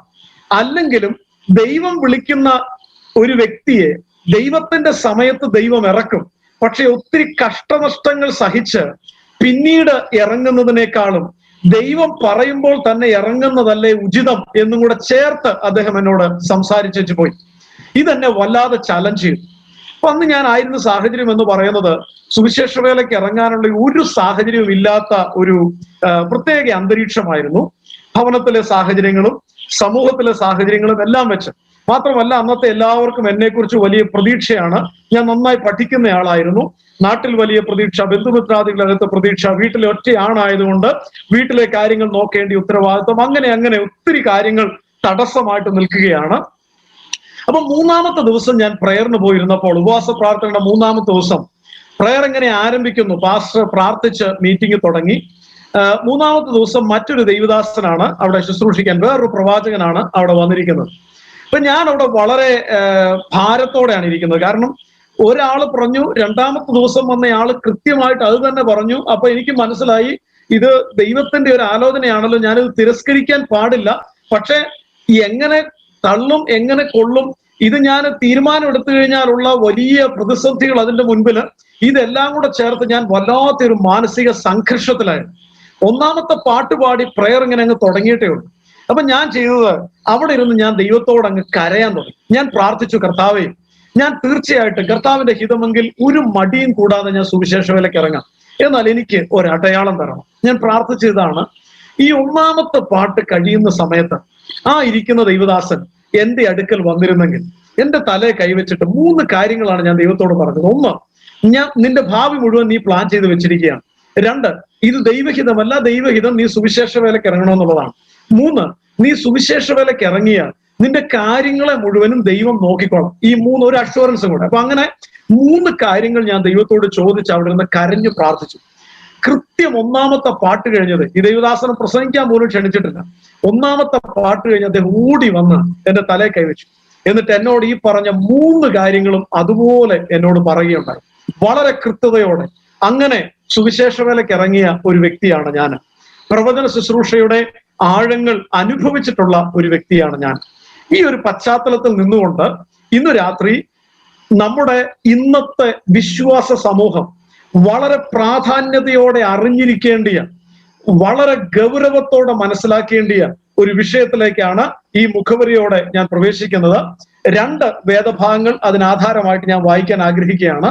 1ാമത്തെ വേദഭാഗം പുതിയ നിയമത്തിൽ നിന്നും 2ാമത്തെ വേദഭാഗം പഴയ നിയമത്തിൽ നിന്നുമാണ്. പുതിയ നിയമത്തിൽ നിന്ന് എടുത്തിരിക്കുന്നത് 1 യോഹന്നാന്റെ ലേഖനം അതിന്റെ 4-ാം അധ്യായം 1 മുതൽ 6 വരെയുള്ള വാക്യങ്ങളാണ്. 1 യോഹന്നാൻ 4-ന്റെ 1 മുതൽ 6 വരെയുള്ള വാക്യങ്ങൾ. പ്രിയമുള്ളവരെ, കള്ളപ്രവാചകന്മാർ പലരും ലോകത്തിലേക്ക് പുറപ്പെട്ടിരിക്കയാൽ ഏതാത്മാവിനെയും വിശ്വസിക്കാതെ ആത്മാക്കൾ ദൈവത്തിൽ നിന്നുള്ളവയോ എന്ന് ശോധന ചെയ്യുവീൻ. ഇനി അതിന്റെ 5, 6 വാക്യങ്ങൾ 4 മുതൽ വായിക്കാം. കുഞ്ഞുങ്ങളെ, നിങ്ങൾ ദൈവത്തിൽ നിന്നുള്ളവരാകുന്നു, അവരെ ജയിച്ചുമിരിക്കുന്നു. നിങ്ങളിലുള്ളവൻ ലോകത്തിലുള്ളതിനേക്കാൾ വലിയവനല്ലോ. അവർ, അതായത് കള്ളപ്രവാചകന്മാർ, അവർ ലൗകികന്മാരാകയാൽ ലൗകികമായത് സംസാരിക്കുന്നു, ലോകം അവരുടെ വാക്ക് കേൾക്കുന്നു. ഞങ്ങൾ ദൈവത്തിൽ നിന്നുള്ളവരാകുന്നു, ദൈവത്തെ അറിയുന്നവൻ ഞങ്ങളുടെ വാക്ക് കേൾക്കുന്നു, ദൈവത്തിൽ നിന്നല്ലാത്തവൻ ഞങ്ങളുടെ വാക്ക് കേൾക്കുന്നില്ല. സത്യത്തിന്റെ ആത്മാവ് ഏത് എന്നും വഞ്ചനയുടെ ആത്മാവ് ഏത് എന്നും നമുക്ക് ഇതിനാൽ അറിയാം. അപ്പൊ യോഹന്നാൻ ലേഖനം എഴുതുമ്പോൾ 2 കാര്യങ്ങൾ പ്രത്യേകം ശ്രദ്ധിക്കുക. 1, യോഹന്നാൻ പറയുന്നത് പരിശുദ്ധാത്മാവിലാണെന്നും പറഞ്ഞ് ദൂത് പറയുന്ന എല്ലാ ദൂതിനെയും അതുപോലെ ഏറ്റെടുക്കരുത്. ഒന്നും കൂടെ ഞാൻ പറയാം. പരിശുദ്ധാത്മാവിലാണ് എന്ന് പറഞ്ഞു വിളിച്ചു പറയുന്ന എല്ലാ ദൂതും ഒരു തീരുമാനം കൂടാതെ, ഒരു വിശകലനം കൂടാതെ ഏറ്റെടുക്കരുത്. കാരണം എന്താണ്? കള്ളപ്രവാചകന്മാർ പലരും ലോകത്തിലേക്ക് പുറപ്പെട്ടിരിക്കാൻ എല്ലാ ആത്മാവിനെയും വിശ്വസിക്കാൻ പാടില്ല. ആത്മാക്കൾ ദൈവത്തിൽ നിന്നുള്ളവയോ എന്ന് ശോധന കഴിച്ചിട്ടേ വിശ്വസിക്കാവുള്ളൂ. ഇരമ്യാ പ്രവചനത്തിൽ നിന്നാണ് പഴയ നിയമത്തിലുള്ള വാക്യങ്ങൾ ഞാൻ വായിക്കാൻ ആഗ്രഹിക്കുന്നത്. ഇരമ്യാ പ്രവചനം 23-ാം അധ്യായമാണ്. നമുക്കറിയാം, ഇരമ്യാവ് എന്ന ദൈവഭക്തൻ, പ്രവാചകൻ, കണ്ണുനീരിന്റെ പ്രവാചകൻ എന്നറിയപ്പെടുന്നതിന്റെ കാരണം ഇരമ്യാവിന്റെ അകത്ത് പിന്മാറ്റത്തിലേക്ക് പോകുന്ന ജനത്തെ സംബന്ധിച്ചുള്ള ഒരു വലിയ ഭാരം ഉണ്ടായി. ഇരമ്യാവ് ജനത്തോട് സംസാരിച്ചത് മുഴുവനും നിങ്ങൾ മടങ്ങി വരണം എന്നുള്ളതായിരുന്നു. ഇരമ്യാവ് പറഞ്ഞു, ദൈവം പറയുന്ന വാക്കുകൾ കേട്ട് നിങ്ങൾ ദൈവസന്നിധിയിൽ ദൈവം ആഗ്രഹിക്കുന്ന വിധത്തിൽ പാപത്തിൽ നിന്നും മടങ്ങി വന്നില്ല എങ്കിൽ ദൈവത്തിന്റെ ന്യായവിധി നിങ്ങളുടെ മേൽ വരും എന്നാണ് താൻ പ്രവചിച്ചു പറഞ്ഞത്. എന്നാൽ ഇരമ്യാവ് 23-ാം അധ്യായത്തിൽ വിശദീകരിക്കുന്ന വളരെ സുപ്രധാനമായ ചില വാക്യങ്ങൾ ഞാൻ വായിച്ചു കേൾപ്പിക്കാം. ഇരമ്യാ പ്രവചനം 23-ാം അധ്യായം അതിന്റെ 14-ാമത്തെ വാക്യം. ഇരമ്യാവ് 23:14. യെരൂശലേമിലെ പ്രവാചകന്മാരിലോ ഞാൻ അതിഭയങ്കരമായുള്ളത് കണ്ടിരിക്കുന്നു. എന്താണത്? അവർ വ്യഭിചാരം ചെയ്ത് വ്യാജത്തിൽ നടക്കുന്നു. അതായത് യെരൂശലേമിലെ പ്രവാചകന്മാർ വ്യഭിചാരം ചെയ്ത് വ്യാജത്തിൽ നടക്കുന്നു. അടുത്തത്, ആരും തന്റെ ദുഷ്ടത വിട്ടു തിരിയാതെ വണ്ണം അവർ ദുഷ്പ്രവർത്തിക്കാരെ ധൈര്യപ്പെടുത്തുന്നു. ഇത് വളരെ വളരെ കഠിനമായ ചില പദപ്രയോഗങ്ങളാണ് ഇവിടെ പറഞ്ഞത്.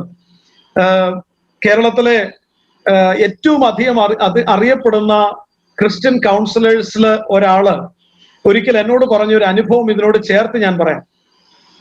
അദ്ദേഹം ഗൾഫിൽ ശുശ്രൂഷയ്ക്ക് പോയി അവിടെ ഒരു വ്യക്തിയെ കൗൺസിലിങ്ങിന് കൊണ്ടുവന്നു, ഒരു പെൺകുട്ടിയെ. അപ്പൊ സംസാരിച്ചു വന്നപ്പോ വേറൊന്നുമല്ല, ഒരു പ്രവചന ശുശ്രൂഷ ചെയ്യുവാൻ എന്ന വ്യാജേന അവിടെ വന്ന കള്ളപ്രവാചകൻ എന്നാണ് ഞാൻ അദ്ദേഹത്തെ വിളിക്കുന്നത്. സഭകളിൽ പോയി എന്റെ ആത്മാവ് നിന്നോട് വിളിച്ചു പറയുന്നു എന്നെല്ലാമുള്ള ദൂതുകളൊക്കെ വിളിച്ചു പറഞ്ഞ ആളും ഒത്തിരി ഇടങ്ങളിൽ ചെന്ന് അനേക സഭകളിൽ മീറ്റിംഗ് നടത്തുകയൊക്കെ ചെയ്ത വ്യക്തിയാണ്. പക്ഷേ അവിടെയുള്ള ഈ പെൺകുട്ടി, അതായത് ഒരു വീട്ടിൽ തനിക്ക് താമസിക്കാൻ അവസരം കൊടുത്തു, അവിടുന്ന് പോയി കഴിഞ്ഞതിന് ശേഷം ആ വീട്ടിലെ കൗമാരക്കാരിയായ പെൺകുട്ടി ഗർഭിണിയായി. ഈ പ്രവാചകന്റെ ദുർനടപ്പ്. അപ്പൊ അത് ഒരു കൗൺസിലിംഗ് കേസായിട്ട് അദ്ദേഹത്തിന്റെ മുമ്പിൽ വന്നത് അദ്ദേഹം ഭയങ്കര ഭാരത്തോടെ എന്നോട് ഷെയർ ചെയ്തത് ഞാൻ ഇതോടനുബന്ധിച്ച് ചിന്തിച്ചു പോവുകയാണ്. യെരുശലേമിലെ പ്രവാചകന്മാരിലോ ഞാൻ അതിഭയങ്കരമായത് കണ്ടിരിക്കുന്നു. അവർ വ്യഭിചാരം ചെയ്ത് വ്യാജത്തിൽ നടക്കുന്നു. ദുഷ്പ്രവർത്തിക്കാരെ അവർ ധൈര്യപ്പെടുത്തുന്നു.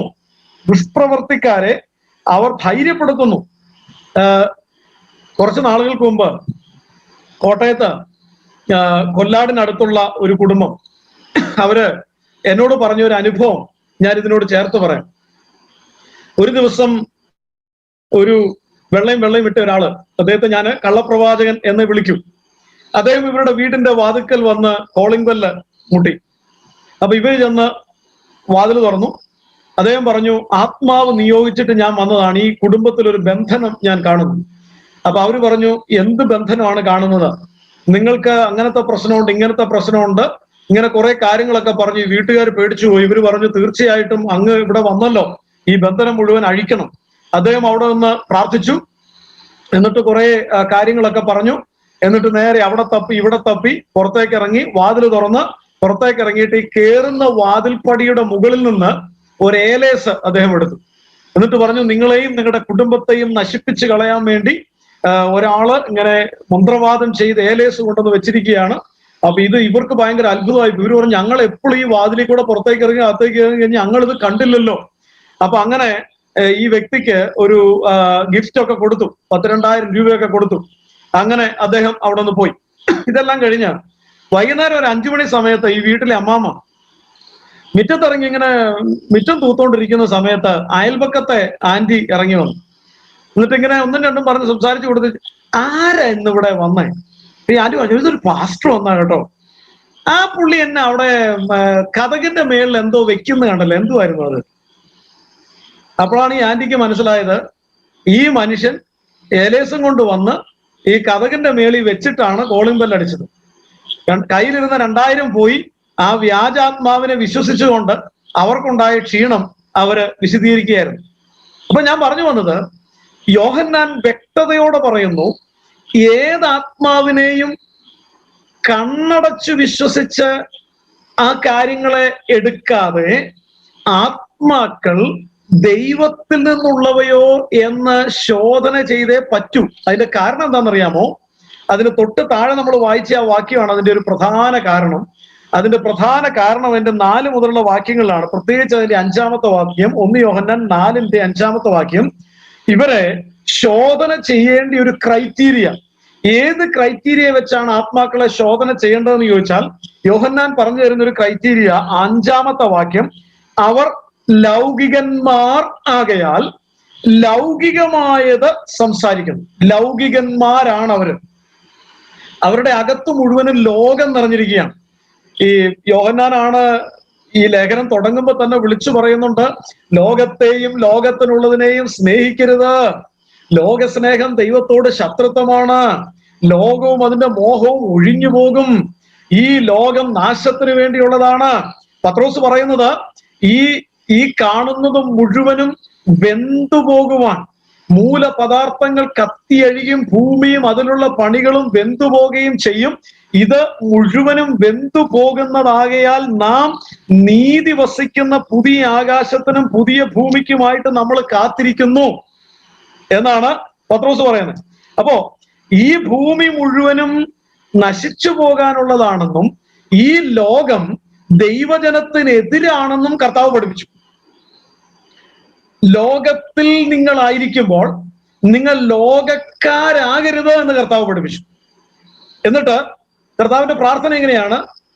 പിതാവേ, ഇവർ ലോകത്തിൽ ഇഴുകിച്ചേർന്ന് പോകാതെ, ഇവർ ലോകക്കാരായി പോകാതെ ഇവരെ സംരക്ഷിക്കണമേ എന്ന് പ്രാർത്ഥിക്കുകയാണ് കർത്താവിന്റെ പ്രാർത്ഥനയിൽ. അപ്പോ ലോകം ദൈവജനത്തിനെതിരാണ്. ലോകവും അതിന്റെ മോഹവും നമ്മൾ ഒഴിഞ്ഞു പോകേണ്ടതാണ്. ലോക സ്നേഹം ദൈവത്തോട് ശത്രുത്വമാണ്. പക്ഷെ ഈ പ്രവാചകന്മാരുടെ പ്രശ്നം എന്താണ്? കള്ളപ്രവാചകന്മാർ എങ്ങനെ തിരിച്ചറിയാം? 1 യോഹന്നാൻ 4:5 അവർ ലൗകികന്മാരാകയാൽ ലൗകികമായത് സംസാരിക്കുന്നു. വേറൊരു വിധത്തിൽ പറഞ്ഞാൽ ഹൃദയം നിറഞ്ഞ് കവിയുന്നതാണല്ലോ വായ സംസാരിക്കുന്നത്. അപ്പൊ ഒരു ലൗകികന്റെ ഹൃദയത്തിൽ നിറഞ്ഞു നിൽക്കുന്നത് ലോകമാണ്, ലോകത്തിന്റെ നേട്ടങ്ങളാണ്, ലോകത്തിന്റെ ഉയർച്ചകളാണ്. എനിക്കുണ്ടായൊരു അനുഭവം പോലെ, ഞാനൊരിക്കല് ഒരിടത്ത് ഒരു വീട്ടിൽ ഇരിക്കുന്ന സമയത്ത് അവിടെ ഒരു പ്രവാചകനുണ്ട്. അപ്പൊ ഈ പ്രവാചകൻ പെട്ടെന്നായിരുന്നു എന്റെ നേരെ വന്നു എന്നോട് ദൂത് പറയാൻ തുടങ്ങി. അദ്ദേഹം എന്നോട് പറഞ്ഞതാണ്, ഞാൻ കാറുകൾ കാണുന്നു, ബിൽഡിങ്ങുകൾ ഞാൻ കാണുന്നു, നിങ്ങൾ ഭയങ്കര അങ്ങനെയാകാൻ പോകുന്നു, ഇങ്ങനെ. അപ്പൊ ഞാൻ ഇത് കേട്ടിട്ട് ഞാനിതിന് വലിയ മൈൻഡ് ഒന്നും കൊടുത്തില്ല. കാരണം ഈ ലോകസ്നേഹം അകത്തേക്ക് കയറാതിരിക്കാൻ എന്ത് ചെയ്യാം എന്ന് വിചാരിച്ചുകൊണ്ടിരിക്കുന്ന സമയത്താണ് എന്റെ അകത്തേക്ക് ഈ ലോകത്തിന്റെ കുറെ മോഹങ്ങൾ കുത്തിവെക്കാൻ പോകുന്നു. ഇവിടെ പറയുന്ന മക്കൾ പഠിക്കാൻ പോകുന്ന മഞ്ഞു പൊഴിയുന്ന നാട്ടിലാണ്. ഇത് കേട്ടത് എനിക്ക് ഒരു നീരസം ഉണ്ടായി അകത്ത്. അപ്പൊ ഞാൻ വലിയൊരു ഗൗനിച്ചില്ല അദ്ദേഹത്തെ. അപ്പൊ അദ്ദേഹം നേരെ പ്ലേറ്റ് മാറ്റി. കൊച്ചിനെ സൂക്ഷിച്ചോണം കേട്ടോ, ചില നാളുകൾക്കുള്ളിൽ ഒരു ഭയങ്കര ഇത് വരുന്നുണ്ട്, അത് വരുന്നുണ്ട്. വേറൊരിടത്ത് ഞാൻ ഇതുപോലെ ഗൗനിക്കാതിരുന്ന് മറ്റൊരാൾ പ്ലേറ്റ് മാറ്റി എന്നോട് പറഞ്ഞത് 2010 ഒരു മീറ്റിംഗിലാണ്, ഞാൻ ഇന്നും ഓർക്കുന്നുണ്ട്. അപ്പൊ പുള്ളി ഇങ്ങോട്ട് കുറെ ലൗകിക സ്നേഹം ഇങ്ങോട്ട് പറഞ്ഞപ്പോ ഞാൻ അദ്ദേഹത്തെ ഗൗനിച്ചില്ല. കാരണം എന്റെ മനസ്സിൽ നിന്ന് ഈ ലൗകിക മോഹങ്ങൾ ഒഴിവാക്കാൻ പരമാവധി ശ്രമിച്ചുകൊണ്ടിരിക്കുക. നിങ്ങൾ മോഹിക്കരുത് എന്നാണല്ലോ കർത്താവ് പറയുന്നത്, വചനം പറയുന്നത്. പക്ഷെ ഇവര് തലേ കൈവച്ച് നീ മോഹിക്ക്, പ്ലെയിനെ കയറാൻ പോകുന്നത്, വിദേശ രാജ്യങ്ങളിൽ ചുറ്റിയടിക്കുന്നത്, മഞ്ഞു പൊഴിയുന്ന നാട്ടിൽ മോഹിക്ക്. ഇതാണല്ലോ ഇങ്ങോട്ട് പറഞ്ഞു വരുന്നത്. അപ്പൊ ഇത് ഞാൻ വലിയ ഗൗനിക്കുന്നില്ല എന്ന് കണ്ടത് ആ പുള്ളിക്കാരൻ ഇന്നേക്ക് 10 വർഷങ്ങൾക്ക് മുമ്പാ. അത് കൃത്യമായിട്ട് ഓർക്കുന്നു. അതുപോലത്തെ ഭീഷണിയായിരുന്നു പുള്ളി പറഞ്ഞത്. പുള്ളി എന്റെ തലയ്ക്ക് വെച്ച് 6 മാസങ്ങൾക്കുള്ളിൽ നിന്റെ നടു തളർത്തിയിടുന്ന ഒരു പോര് ഞാൻ കാണുന്നു. അപ്പൊ ഇത് കേട്ടത് എനിക്ക് മനസ്സിലായി, ഞാനിത് എന്റെ അകത്തോട്ട് എടുത്തു കഴിഞ്ഞാൽ എനിക്ക് ഭയങ്കര ഭാരം ഉണ്ടാവും. അപ്പൊ ഞാൻ എന്റെ മനസ്സിൽ പറഞ്ഞു, അദ്ദേഹം കേൾക്കാവുന്ന വിധത്തിൽ പറഞ്ഞു, യേശുവിന്റെ നാമത്തിൽ ഞാൻ ഇതിനെ ക്യാൻസൽ ചെയ്യുന്നു.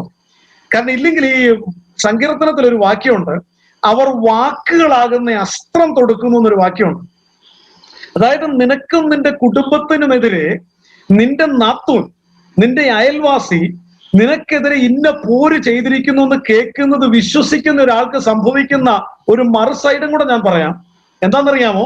ആ വ്യക്തിയോട് എവിടെയോ മനസ്സിനകത്തൊരു വിദ്വേഷം. നിനക്ക് 6 മാസത്തിനുള്ളിൽ നിന്റെ നടു തളർത്തിയിടുന്ന ഒരു പോര് വരുന്നു എന്ന് പറയുന്നത് നമ്മുടെ അകത്ത് പിന്നെ ഭയമാണ്.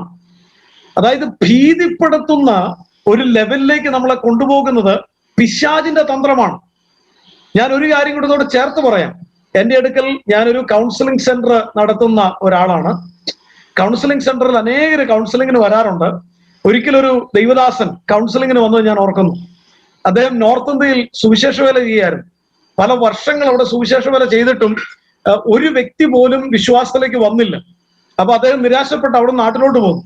അപ്പൊ ഒരു പ്രാർത്ഥനാ കൂടിവരവിൽ പങ്കെടുത്തുകൊണ്ടിരിക്കുമ്പം അവിടെ ഒരു കള്ളപ്രവാചകൻ ഉണ്ടായിരുന്നു. അദ്ദേഹം തലേ കൈവച്ചിട്ട് പറഞ്ഞു, നിനക്കെതിരെ ശൂലം കുത്തി ഒരു പോരിട്ടിട്ടുണ്ട്, ഏതോ സർപ്പക്കെട്ടുന്നത്. എന്റെ പൊന്നെ, വചനത്തിൽ കേട്ടിട്ടില്ലാത്ത കെട്ടുകളുടെ പേരുകളായി പറയും. ഇത് പേടിപ്പിച്ച് വെച്ചിരിക്കുക. ഞാൻ കുറച്ച് നാളുകൾക്ക് മുമ്പ് ബസ്സിൽ യാത്ര ചെയ്യുമ്പം ഒരു പ്രത്യേക സ്ഥലത്തെത്തിയപ്പം എന്റെ ഇപ്പുറത്തിരുന്ന വിശ്വാസി സ്വോത്രം. ഞാൻ പറഞ്ഞു, ഇപ്പൊ എന്തിനാ സ്വോത്രം പറഞ്ഞത്? അല്ല, ആ ഇരിക്കുന്ന കുടിയിരിപ്പൊന്നും ഇങ്ങോട്ട് കയറാതിരിക്കാൻ പറഞ്ഞതാ. ഞാൻ പറഞ്ഞു, അത് ഞാൻ ഒന്നാമത്തെ കാര്യം സ്വോത്രം പറയുന്ന ദൈവത്തെ സ്തുതിക്കാന്, സ്വോത്രം പറയുന്നതുകൊണ്ട് കുടിയിരിപ്പുകൾ ഇങ്ങോട്ട് കയറാതിരിക്കത്തൊന്നുമില്ല. ഇനി രണ്ടാമത്തെ കാര്യം, ഞാൻ വിശ്വസിക്കുന്നത് നിങ്ങളിപ്പോ ഈ ബസ്സിൽ നിന്ന് ഇറങ്ങിയിട്ട് നിങ്ങൾ ആ ബിൽഡിങ്ങിനകത്തേക്ക് കയറി ചെന്നാൽ അവിടെ ഏതെങ്കിലും കുടിയിരിപ്പുണ്ടെങ്കിൽ നിങ്ങളെ കാണുന്നത് അത് ജീവനം കൊണ്ട് ഓടിപ്പോകും. ഇതാണ് നിങ്ങളിൽ ദൈവം നിക്ഷേപിച്ചിരിക്കുന്ന അധികാരം. കാരണം പിശാചിനെ അവനെ ക്രൂശിൽ തറച്ച് എതിരായുള്ള വിരോധമായ കൈയെഴുത്ത് മായ്ച്ച് നടുവിൽ നിന്ന് നീക്കിക്കളഞ്ഞ് വാഴ്ചകളെയും അധികാരങ്ങളെയും ആയുധവർഗം വെപ്പിച്ച് കീഴടക്കി നിനക്ക് ആ ജയം തന്നിരിക്കുക. എന്നെ കേൾക്കുന്ന ദൈവമക്കൾ ആരെങ്കിലും ഇതുപോലെ ഏതെങ്കിലും ദൂത് കേട്ട് വലഞ്ഞിരിക്കുന്ന ആരെങ്കിലും ഉണ്ടെങ്കിൽ എനിക്ക് നിങ്ങളോട് പറയാനുള്ളത്, നിങ്ങൾക്ക് ക്രിസ്തുവിൽ ദൈവം തന്നിരിക്കുന്ന ഐഡന്റിറ്റി ഉണ്ട്. ആ ഐഡന്റിറ്റി അതിശ്രേഷ്ഠമാണ്. അതാണ് കൊരിന്ത്യർ ലേഖനത്തിൽ പൗലോസ് പറയുന്നത്, ക്രിസ്തുവിൽ നിങ്ങളെ എല്ലായിടത്തും ജയോത്സവമായി നടത്തുന്ന ദൈവം. അതായത് ജയോത്സവ യാത്ര എന്ന് പറയുന്നത്, റോമൻ സൈന്യം ഒരിക്കൽ ഒരു ക്യാമ്പയിനിങ്ങിന് അങ്ങ് ഇറങ്ങിക്കഴിഞ്ഞാൽ 2ഉം 3ഉം രാജ്യങ്ങൾ കീഴടങ്ങി കഴിഞ്ഞിട്ടാണ് അവർ തിരിച്ചു വരുന്നത്. ഈ വരുന്നൊരു വരവുണ്ട്. രാജകീയ യാത്ര, രാജകീയ വീഥി മുഴുവൻ അലങ്കരിച്ച് ഏറ്റവും മുൻപിൽ റോമ ഗവൺമെന്റ് സിംബല്, അതിന്റെ പുറകിൽ പാട്ടുപാടി നൃത്തം ചെയ്യുന്ന ആളുകൾ, അതിന്റെ പുറകിൽ ഈ വലിയ ജനറൽ, മിലിറ്ററി ജനറൽ, ആ ജനറലിന്റെ പുറകിൽ മിലിറ്ററി ക്യാപ്റ്റൻസ്, അതിന്റെ പുറകിൽ സൈന്യം, അതിന്റെ പുറകിൽ കീഴടക്കപ്പെട്ടിരിക്കുന്ന രാജ്യത്തിലെ സൈന്യത്തിലെ ആളുകളെ അർദ്ധനഗ്നരാക്കി അവരുടെ കൈകൾ ബന്ധിച്ച് രഥത്തിലേക്ക് നീണ്ട കയറിട്ട് അവരെ ബന്ധിച്ച് അവരെ അപമാനിപ്പിച്ച് ഇങ്ങനെ വലിച്ചഴിച്ച് കൊണ്ടുവരുന്ന യാത്രയാണ്. ഈ മിലിറ്ററി ജനറൽ എന്ന് പറയുന്ന സ്ഥാനത്ത് നമ്മൾ കർത്താവിനെ ഒന്ന് കണ്ടു നോക്കിയേ. അതാ ഞാൻ പറഞ്ഞ, വാഴ്ചകളെയും അധികാരങ്ങളെയും മുഴുവനും ആയുധവർഗം വെപ്പിച്ച് കീഴടക്കിയ ആള് മിലിറ്ററി ജനറലായിട്ട് കർത്താവ് നിൽക്കുക എന്ന് ആലോചിക്കുക. നമുക്ക് ക്രിസ്തുവിലുള്ള സ്ഥാനം ആ മിലിറ്ററി ജനറലിന്റെ മോൻ ഇല്ലെങ്കിൽ മോള് എന്ന സ്ഥാനമാണ്. നമ്മളെ ദൈവത്തിന്റെ പൈതലാക്കി കർത്താവ് അംഗീകരിച്ചിരിക്കുക. അപ്പൊ ഈ മിലിറ്ററി ജനറലിന്റെ രഥത്തിൽ നിൽക്കുന്ന ആ മകൻ എന്താ ചെയ്യുന്നത്? ഇങ്ങനെ നോക്കുക പുറകോട്ട്. നോക്കിയപ്പം പുറകിൽ വലിച്ചഴച്ചു കൊണ്ടിരുന്ന ശത്രുവിന്റെ ഏതോ ഒരു ശത്രു സൈന്യത്തിലെ അപമാനിക്കപ്പെട്ട ഒരാള് ഈ കൊച്ചിനെ നോക്കി കണ്ണിറുക്കി. അപ്പോഴേക്ക് ഈ കൊച്ചു പേടിച്ച്, അയ്യോ അവിടെ ആ ശത്രു എന്നെ നോക്കി, എന്നെ കണ്ണുരുട്ടി. ഈ മിലിറ്ററി ജനറലിന് ആ കൊച്ചിനെ സംബന്ധിച്ച് ഷെയിം തോന്നും. കാരണം ഇത്രയും അധികാരിയായ ഞാൻ കീഴടക്കി കൈകൾ ബന്ധിച്ചു വലിച്ചഴയ്ക്കുന്ന ശത്രു കണ്ണുരുട്ടിയതിന്റെ പേരിൽ എന്റെ കൊച്ചു ഭയപ്പെടുന്നെങ്കിൽ എങ്ങനെ ആ കൊച്ചിന് എന്റെ പൈതലെന്ന് അവകാശപ്പെടാൻ പറ്റും? അതുകൊണ്ടാണ് ഞാൻ പറയുന്നത്, എന്നെ കേൾക്കുന്ന ദൈവജനമേ, നിങ്ങളോട് ആരോടെങ്കിലും നിങ്ങൾക്കെതിരെ ഇന്ന പോരും ഇട്ടിട്ടുണ്ടെന്ന് പറഞ്ഞാൽ നിങ്ങൾ ഭയപ്പെടരുത്. കാരണം നിങ്ങളുടെ ഐഡന്റിറ്റി ക്രിസ്തുവിൽ അതിശ്രേഷ്ഠമായ ഐഡന്റിറ്റിയാണ്. ഇത് തിരിച്ചറിയുന്ന ഒരു ദൈവബോധനെ ഭയപ്പെടുത്താൻ ആർക്കും പറ്റത്തില്ല. ഇത് നഷ്ടപ്പെട്ടു പോകുന്നിടത്താണ് ഈ കള്ളപ്രവാചകന്മാർ അകത്തേക്ക് ഭയം കുത്തിവെക്കുന്നത്, വിദ്വേഷം കുത്തിവെക്കുന്നത്. ഞാന് ഏറ്റുമാനൂരപ്പുറത്ത് ഒരു ഭവനത്തിൽ പോയത് ഓർക്കുന്നു. അവിടെ ഭയങ്കര പ്രശ്നമായിട്ട് സംസാരിക്കാൻ പോയതാണ്. അപ്പൊ വിഷയം പറഞ്ഞു വന്നപ്പോഴല്ലേ ഈ വീട്ടിലെ മോന്റെ മദ്യപാനം, ഇവനൊരു വല്ലാത്ത രീതിയിൽ മദ്യപിച്ച് പോവാ. അപ്പൊ കാര്യം, ഒരാൾ അവിടെ പ്രാർത്ഥിക്കാൻ അപ്പൊ പ്രശ്നം അഗ്രസീവ് ആയതിന്റെ റീസണാ. പ്രാർത്ഥിക്കാൻ വന്ന പുള്ളി പറഞ്ഞു, ഓ ഇവിടെ അടുത്തൊരു തിട്ടയുള്ള ചില തിട്ടയിലൂടെ ചവിട്ടിക്കയറി വീട്ടിലോട്ട് കയറേണ്ട ഒരു വീടുണ്ട്. കാരണം അത് കുന്നും ചെരുവാ, ഒത്തിരി വീടുകളുണ്ട്.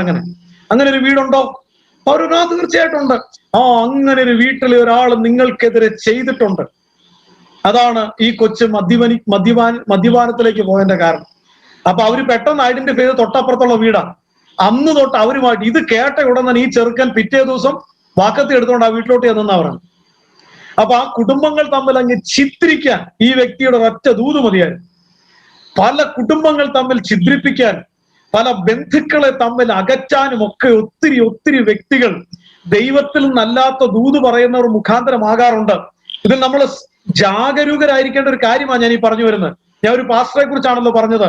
എന്റെ കൗൺസിലിംഗ് സെന്ററിൽ കൗൺസിലിങ്ങിന് വന്ന പാസ്റ്റർ, അദ്ദേഹം വടക്കേ ഇന്ത്യയിൽ പ്രവർത്തിച്ചിട്ട് ഒരു ആത്മാവിനെ പോലും വിശ്വാസത്തിലേക്ക് വന്നില്ല എന്ന് കണ്ടപ്പോൾ അദ്ദേഹം നാട്ടിൽ വന്നു.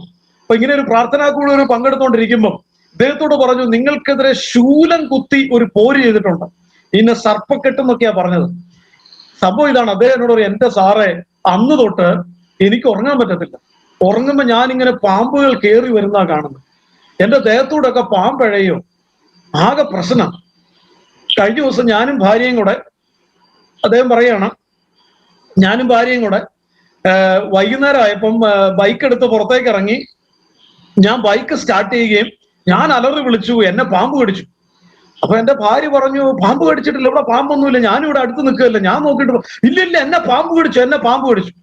പെട്ടെന്ന് പുള്ളി താഴെ ഇരിക്കാൻ തുടങ്ങി, കരയാൻ തുടങ്ങി. ആൾക്കാർ കൂടി എല്ലാവരും കാല് മുഴുവൻ അരിച്ചു പറിക്കും. എടാ, പാമ്പ് കടിച്ചാൽ ഒരു തുള്ളി ചോരയെങ്കിലും കാണത്തില്ലേ? എവിടെ? ഇത് അങ്ങനെയൊന്നുമില്ല. എല്ലാവരും പറഞ്ഞു ഇല്ല, നിങ്ങൾക്ക് അങ്ങനെ ഒരു പ്രശ്നമില്ല. പുള്ളി പറഞ്ഞു ഞാനിപ്പോ ചാവുവേ, എന്നെ ആശുപത്രി കൊണ്ടുപോകണേ, ഭയങ്കര കരച്ചിലായി. അവര് പൊക്കിയെടുത്ത് പുള്ളി ആശുപത്രി കൊണ്ടു. അവിടെ ചെന്ന് ഡോക്ടർ മൊത്തം പരിശോധിച്ചിട്ട് പറഞ്ഞു ഇതിയാനെ പാമ്പ് കടിച്ചിട്ടില്ല. പുള്ളി ഡോക്ടറെ കൈവിടല്ലോ ഡോക്ടറെ കൈവിടല്ലോ ഡോക്ടർ. അപ്പൊ ഡോക്ടർ നേരെ പുള്ളിയെ ഒബ്സർവേഷനിലേക്ക് ആക്കി. രാത്രി മുഴുവൻ അവിടെ കിടന്നു. അപ്പൊ രാവിലെ ഡോക്ടർ വന്ന് ചോദിച്ചു എങ്ങനെയാ, വല്ലതും തോന്നുന്നുണ്ടോ? ഇല്ല, ഒന്നുമില്ല. ഇപ്പൊ നിങ്ങൾക്ക് മനസ്സിലായോ പാമ്പ് കടിച്ചിട്ടില്ല? ശരിയായിരിക്കും, എനിക്ക് തോന്നിയതായിരിക്കും. ഡോക്ടർ പറഞ്ഞു അത്യാവശ്യം നിങ്ങളൊരു കൗൺസിലിങ്ങിന് പോകണം.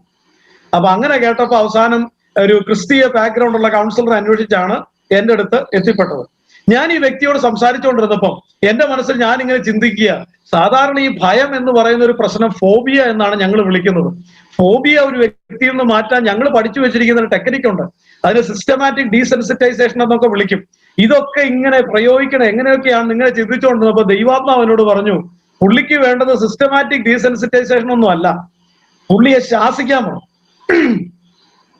പുള്ളിയെ ഇപ്പൊ ഞാൻ പറയാ എന്റെ മനസ്സിൽ കർത്താവേ കൗൺസിലിങ്ങിന് വരുന്ന ഒരു വ്യക്തിയോട് നമ്മൾ അങ്ങനെ ക്ലയന്റിനെ അങ്ങനെ വീണ്ടും പരിശുദ്ധാത്മാവ് പറഞ്ഞു അദ്ദേഹത്തിന് വേണ്ടി ട്രീറ്റ്മെന്റ് അതാ. അപ്പൊ ഇത് കർത്താവ് പരിശുദ്ധാത്മാവ് പറയുമ്പോൾ നമ്മൾ നിഷേധിക്കാൻ പാടില്ലല്ലോ. ഞാൻ നേരെ എന്റെ കൗൺസിലിംഗ് ടെക്നിക്ക് എല്ലാം കൂടെ മാറ്റി വെച്ചേച്ച് ഞാൻ ആ പാസ്റ്ററുടെ മുഖത്തേക്ക് നോക്കി, പാസ്റ്റർ നാണോ ഇല്ലേ പാസ്റ്റർ, ഒരു പാസ്റ്ററാന്ന് പറഞ്ഞ് നടക്കാൻ. പുള്ളി ഞെട്ടിപ്പോയി. എന്റെ മുഖത്ത് ഞാൻ അങ്ങനെ പറഞ്ഞു. ഞാൻ പറഞ്ഞു അല്ല, നിങ്ങളെ കുറിച്ച് വേദപുസ്തകം പറയുന്നത് എന്റെ അറിവ്, ഒന്ന് നിങ്ങൾ ദൈവ പൈതലാണ്, രണ്ട് നിങ്ങൾ ക്രിസ്തുവിന്റെ രക്തത്താൽ മുദ്ര ചെയ്യപ്പെട്ടിരിക്കുന്ന ആളാണ്, മൂന്ന് വാഴ്ചകളെയും അധികാരങ്ങളെയും ആയുധവർഗം വെപ്പിച്ച ആ ജയം നിങ്ങൾക്ക് തന്നിരിക്കുകയാണ്, നാല് നിങ്ങൾ ക്രിസ്തുവിന് വേണ്ടി സ്വന്തം ജീവിതം സമർപ്പിച്ച ആളാണ്. ഏതെങ്കിലും പാപത്തിൽ വല്ലതും കെട്ടിപ്പെട്ട് കിടക്കുകയാണോ? പുള്ളി പറഞ്ഞു ഇല്ല, അങ്ങനെയൊന്നും ഇല്ല എന്റെ ജീവിതത്തിൽ. അപ്പൊ ഞാൻ പറഞ്ഞു അങ്ങനെയാണെങ്കിൽ നിങ്ങൾ ക്രിസ്തുവിലാണ്. ഇങ്ങനെയുള്ള നിങ്ങളെ ഏതെങ്കിലും പുള്ളി എവിടെയെങ്കിലും ശൂലം കുത്തി അത് ചെയ്തു ഇത് ചെയ്തു എന്ന് പറയുമ്പം നിങ്ങൾ ഇത് മുഴുവനും കൂടെ പേടിച്ചെങ്കിൽ പിന്നെ നിങ്ങളെ എങ്ങനെ ദൈവദാസൻ എന്ന് വിളിക്കാൻ പറ്റും? ആ പുള്ളി ഇങ്ങനെ കണ്ണു മിഴിച്ചിരിക്കുക. അപ്പൊ ഞാൻ പിന്നെ ഈ വാക്യങ്ങളെല്ലാം കൂടി എടുത്ത് ഒരു ക്ലാസ് അങ്ങ് എടുത്തു അദ്ദേഹത്തിന്, ഒരു 20-25 മിനിറ്റ്. എന്തൊക്കെയാണെങ്കിലും ഞാൻ വിചാരിച്ച് ഇദ്ദേഹം പിന്നെ ആ വഴിക്ക് വരത്തുമില്ല, കാരണം കൗൺസിലിംഗ് പ്രിൻസിപ്പിളൊക്കെ തെറ്റിച്ചാണല്ലോ ഞാൻ ഇടപെട്ടത്. പക്ഷെ പിറ്റേ ദിവസം രാവിലെ പുള്ളി എന്നെ ഫോൺ വിളിച്ചു. എന്നോട് പറഞ്ഞതാ പാസ്റ്ററെ, മാസങ്ങൾക്ക് ശേഷം ആദ്യമായി സുഖമായി ഉറങ്ങിയതായിരുന്നു തലേ രാത്രി, എനിക്ക് ഉറങ്ങാൻ പറ്റി. രണ്ട്, പാസ്റ്റർ പറഞ്ഞ കാര്യങ്ങളിൽ കാര്യമുണ്ടെന്ന് എനിക്ക് മനസ്സിലായി.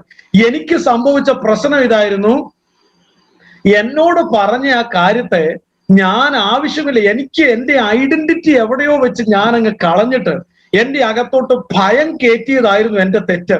ക്രിസ്തുവിൽ ഞാൻ ആരാണെന്ന് തിരിച്ചറിയാൻ കഴിയാതെ പോയി. ഇന്ന് ഒത്തിരി കള്ളപ്രവചനം നടത്തുന്ന പ്രവാചകന്മാർ ദൈവസഭയിൽ ഒത്തിരി വ്യക്തികളെ തകർത്ത് കളയുന്നതിന്റെ കാരണം വേറെ ഒന്നുമല്ല, ഇവരിലേക്ക് അപ്പൊ യോഹന്നാൻ പറയുകയാണ് ദൈവം ആഗ്രഹിക്കാത്ത കുറെ ലോകപരമായ കാര്യങ്ങൾ അങ്ങ് നിറയ്ക്കുകയാണ്. ലോകപരമായ കാര്യങ്ങളാണ് കുത്തി നിറയ്ക്കുന്നത്. ഇനി ഇരമ്യാവ് പറയുന്ന ഒരു കാര്യം കൂടെ ഞാൻ ചേർത്ത് പറയും, ഇച്ചിരി കൂടെ ക്ലിയർ ആണ്. ഇരമ്യാവ് 23 ഒന്നും കൂടെ വരികയാണ് കേട്ടോ. ഇരമ്യാവ് 23 ഇങ്ങനെ പറയുന്നുണ്ട്, അതിന്റെ 16 വാക്യം, ഇരമ്യാവ് 23:16. ഇത് വചനത്തിൽ അടിസ്ഥാനപ്പെട്ട് വേണമല്ലോ നമ്മൾ കാര്യങ്ങൾ ചിന്തിക്കാൻ. ഇരമ്യാവ് 23:16 ഞാൻ വായിക്കുകയാണ്. അതിന്റെ സൈന്യങ്ങളുടെ യഹോവ ഇപ്രകാരം അരുളി ചെയ്യുന്നു. സൈന്യങ്ങളുടെ യഹോവ ഇപ്രകാരം അരുളി ചെയ്യുന്നു. ഇരമ്യാവിന്റെ വാക്കുകളാണ്, പരിശുദ്ധാത്മാവിന്റെ വാക്കുകളാണ് ഇരമ്യാവിലൂടെ നിങ്ങളോട് പ്രവചിക്കുന്ന. ഇരമ്യാവ് 23:16 യഹോവ സൈന്യങ്ങളുടെ യഹോവ ഇപ്രകാരം അരുളി ചെയ്യുന്നു, നിങ്ങളോട് പ്രവചിക്കുന്ന പ്രവാചകന്മാരുടെ വാക്ക് കേൾക്കരുത്. എന്താ കാര്യം? അവർ നിങ്ങളെ വ്യാജം ഉപദേശിക്കുന്നു. അവർ നിങ്ങളെ വ്യാജം ഉപദേശിക്കുന്നു. അടുത്ത സെന്റൻസ്, യഹോവയുടെ വായിൽ നിന്നല്ല, യഹോവയുടെ വായിൽ നിന്നുള്ളതല്ല, സ്വന്തം ഹൃദയത്തിലെ ദർശനം അത്രേ അവർ പ്രവചിക്കുന്നത്. സ്വന്തം ഹൃദയത്തിലെ ദർശനം അത്രേ അവർ പ്രവചിക്കുന്നത്. ഈ ഇടയ്ക്ക് ഈ കോവിഡും ഈ ക്ഷാമവും ഈ പ്രശ്നങ്ങളെല്ലാം കണ്ടപ്പോ സോഷ്യൽ മീഡിയയിൽ മുഴുവൻ ആളുകൾ പറഞ്ഞല്ലോ, ഒരു പ്രവാചകൻ പറഞ്ഞു ഈ 2020 എന്ന് പറയുന്ന വർഷം നിങ്ങൾക്ക് ഭയങ്കര അടിപൊളി ഭയങ്കര വർഷമായിരിക്കും. വേറൊരു പ്രവാചകൻ പറഞ്ഞു ഞാൻ ദർശനം കണ്ടു, ഞാൻ ഉറങ്ങിയപ്പോൾ, ഞാൻ അങ്ങനെ ഉറങ്ങാറൊന്നുമില്ല, പക്ഷെ ഇന്ന് ഞാൻ ഉറങ്ങിയപ്പോൾ ഞാൻ കണ്ടു ഈ വർഷം മുഴുവനും ഭയങ്കര സാമ്പത്തിക സമൃദ്ധി, ഇത് കിട്ടാൻ പോകുന്നു, അത് കിട്ടാൻ പോകുന്നു. ഇത്തരത്തിലൊക്കെ പ്രവചിക്കുന്ന ആളുകളുടെ അടുത്തേക്ക് ആളുകൾ ഓടിക്കൂടും. എന്താ കാര്യം എന്നറിയാമോ? ലോകത്തിന്റെ കുറെ കാര്യങ്ങൾ അവിടെ ഉണ്ട്. മോഹങ്ങൾ ജനിക്കുമാറ് ജഡത്തിനായി ചിന്തിപ്പിക്കുന്ന കുറെ കാര്യങ്ങൾ അവിടെ ഉണ്ട്. മനുഷ്യന് ബേസിക്കലി അവന്റെ പാപ ശരീരത്തിൽ അവനോട് പോരാടുന്ന ഒരു പ്രമാണമുണ്ട്. ആ പ്രമാണം അവനോട് പറഞ്ഞുകൊണ്ടിരിക്കുന്നത് എന്നറിയാമോ? നീ ജീവിക്കുന്നത് ഈ ലോകത്തിന്റെ നേട്ടങ്ങൾക്ക് വേണ്ടിയാണ്. ഈ ലോകമാണ്, ഇതിന്റെ മോഹങ്ങളാണ് എല്ലാം. നിനക്കിവിടെ കാർ മേടിക്കണം, നിനക്കിവിടെ വീട് വേണം, നിനക്കിവിടെ ഇഷ്ടം പോലെ സ്വത്ത് സമ്പാദിക്കണം, ഇതാണ് ജീവിതം, ഇതിനാണ് ജീവിതം. ഇതിങ്ങനെ പാപ സ്വഭാവം ജഡത്തിൽ ഇങ്ങനെ പറഞ്ഞുകൊണ്ടിരിക്കുകയാണ്. ഈ പറഞ്ഞുകൊണ്ടിരിക്കുന്നതിനെ കീഴ്പ്പെടുത്താൻ പൗലോസിന്റെ ഭാഷ എന്ന് പറയുന്നത്, ഞാൻ എൻ്റെ ജഡത്തെ അതിന്റെ രാഗമോഹങ്ങളോടുകൂടെ ക്രൂശിച്ചിരിക്കുന്ന പറയുന്നത്. ഇതിന് വിരോധമായി ശരിക്കും തിമോത്തിയോസിന്റെ ലേഖനത്തിൽ പൗലോസ് പറയുന്ന കാര്യങ്ങൾ കൂടെ ചേർത്ത് പറയുമ്പോൾ ഇച്ചിരി കൂടെ ക്ലിയർ ആണ്. ഈ തിമോത്തിയോസിന്റെ ലേഖനം മുഴുവനും ഇതുപോലുള്ള കള്ളപ്രവാചകന്മാർക്കും ദുരുപദേഷ്ടാക്കന്മാർക്കും എതിരെയുള്ള പൗലോസിന്റെ ശക്തമായ വാണിംഗ് ആണ് തിമോത്തിയോസിന്റെ. കാരണം 1 തിമോത്തിയോസിന്റെ ലേഖനം അതിന്റെ 4-ാം അധ്യായം 1-ാമത്തെ വാക്യം മുതൽ, എന്നാൽ ഭാവി കാലത്ത് 1 തിമോത്തിയോസ് 4:1 മുതൽ, ഭാവി കാലത്ത് ചിലർ വ്യാജ ആത്മാക്കളെയും ഭൂതങ്ങളുടെ ഉപദേശങ്ങളെയും ആശ്രയിച്ച് ഭോഷ്ക് പറയുന്നവരുടെ കപടത്താൽ വിശ്വാസം ത്യജിക്കും. അവര് അതിന്റെ താഴെ പറയുന്ന കുറെ ദുരുപദേശങ്ങളാണ്. ഇത് മുഴുവനും സഭയ്ക്കകത്തേക്ക് കൊണ്ടുവരും. ഇന്ന് വ്യാജ ആത്മാക്കളിൽ ആശ്രയിച്ച് പ്രവചനങ്ങൾ നടത്തുന്ന ആളുകൾ നുഴഞ്ഞു കയറ്റുന്ന ചില ദുരുപദേശങ്ങളെ ഞാൻ അക്കമിട്ട് പറയാം. ശ്രദ്ധിച്ച് കേട്ടോണം. ഈ കാലഘട്ടത്തിൽ നാം കേട്ടിരിക്കേണ്ട ചില കാര്യങ്ങളാണിത്. ഒന്ന്, അവരുടെ ഒരു ദുരുപദേശം ഇതാണ്: നിങ്ങൾ രക്ഷിക്കപ്പെട്ട് സ്നാനപ്പെട്ടു എന്ന് വിചാരിച്ച് നിങ്ങളുടെ പാരമ്പര്യ ശാപങ്ങളൊന്നും അഴിഞ്ഞു പോയിട്ടൊന്നുമില്ല. അതായത് ശാപം മുറിക്കലിന്റെ സ്പെഷ്യലിസ്റ്റ് അവിടെ നിൽക്കട്ടെ, അവരെ ഒന്നും ചിലപ്പോൾ നമ്മുടെ ചർച്ചകളിൽ കയറ്റത്തില്ലായിരിക്കും. കാരണം ശാപം മുറിക്കലിന്റെ സ്പെഷ്യലിസ്റ്റുകളെ നമ്മുടെ പെന്തക്കോസ്ത് സഭകളിൽ കയറ്റത്തില്ലായിരിക്കാം. പക്ഷേ നമ്മുടെ സഭകളിൽ ഓടി നടന്ന് ദൂത് പറയുന്ന ചിലര് അവര് പറയുന്ന ചില കാര്യങ്ങൾ എന്താണെന്നറിയാമോ? പാരമ്പര്യമായ അപ്പനപ്പൂപ്പന്മാരായിട്ട് കിടക്കുന്ന ചില ശാപങ്ങളാണ് നിന്റെ കുടുംബത്തിന്റെ ദോഷം. ഞാൻ ഈ ഇടയ്ക്ക് തിയോളജിക്കൽ ഡിഗ്രി എടുത്ത ഒരു വ്യക്തിയോട് സംസാരിക്കുകയായിരുന്നു. ആ വ്യക്തി ഇന്ന് കേരളത്തിൽ ഏറ്റവും അധികം അറിയപ്പെടുന്ന പെന്തക്കോസ്ത് ഗോളത്തിലെ കൺവെൻഷൻ പ്രസംഗങ്ങളിൽ ഒരു പ്രസംഗകന്റെ സഭയിലെ അംഗമാണ്. ഞാൻ പേരൊന്നും പറയത്തില്ല ഇവിടെ. എന്നോട് പറയുക, വീട്ടിൽ നിന്ന് രോഗം ഒഴിയുന്നില്ല, ഒരു രോഗം കഴിഞ്ഞ് അടുത്ത രോഗം കഴിഞ്ഞ് അടുത്ത് വന്നോണ്ടിരിക്കുക. അപ്പൊ ഞങ്ങളുടെ ചർച്ചിൽ സ്ഥിരമായിട്ട് പ്രവാചകന്മാർ വരും. അതിലെ പല പ്രവാചകന്മാർ, ഏത് പ്രവാചകൻ വന്നാലും എന്നോട് പറയാനുള്ളത്, ഞങ്ങളുടെ വീട്ടിൽ കയറുമ്പോഴേ അറിയാം, അറയ നിലയൊക്കെ ഉള്ള ഒരു വീടാണ്. കയറുമ്പോഴേ അവര് പറയുന്നത് പാരമ്പര്യ ശാപങ്ങൾ ഇതിനകത്ത് കിടപ്പുണ്ടെന്നാ പറയുന്നത്.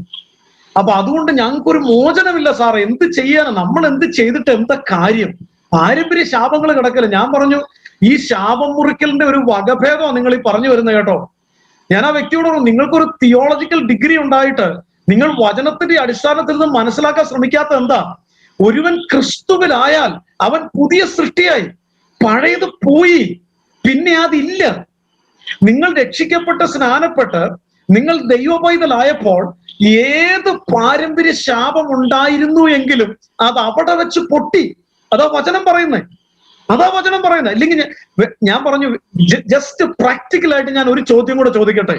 നിങ്ങൾ എന്നോട് പറഞ്ഞല്ലോ, വർഷങ്ങളായിട്ട് ഈ വരുന്ന പ്രവാചകന്മാർ മുഴുവനും അറയം നിലയുള്ള നിങ്ങളുടെ വീട് കാണുമ്പം അവരെല്ലാം പറഞ്ഞുകൊണ്ടിരിക്കുന്നു, ഇതിനകത്ത് ശാപമുണ്ട്.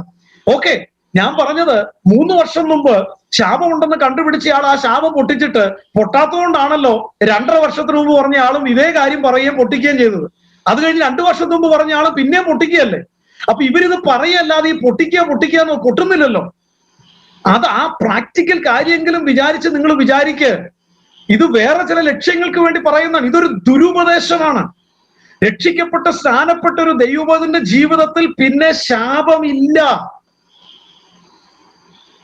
ഞാന് കോട്ടയത്ത് തന്നെയുള്ള എനിക്ക് വളരെ പരിചയമുള്ള ഒരു വ്യക്തിയോട് ചില നാളുകൾക്ക് മുമ്പ് ഞാൻ സംസാരിച്ച ഒരു കോൺവെർസേഷൻ ഞാൻ നിങ്ങളോട് പറയാം.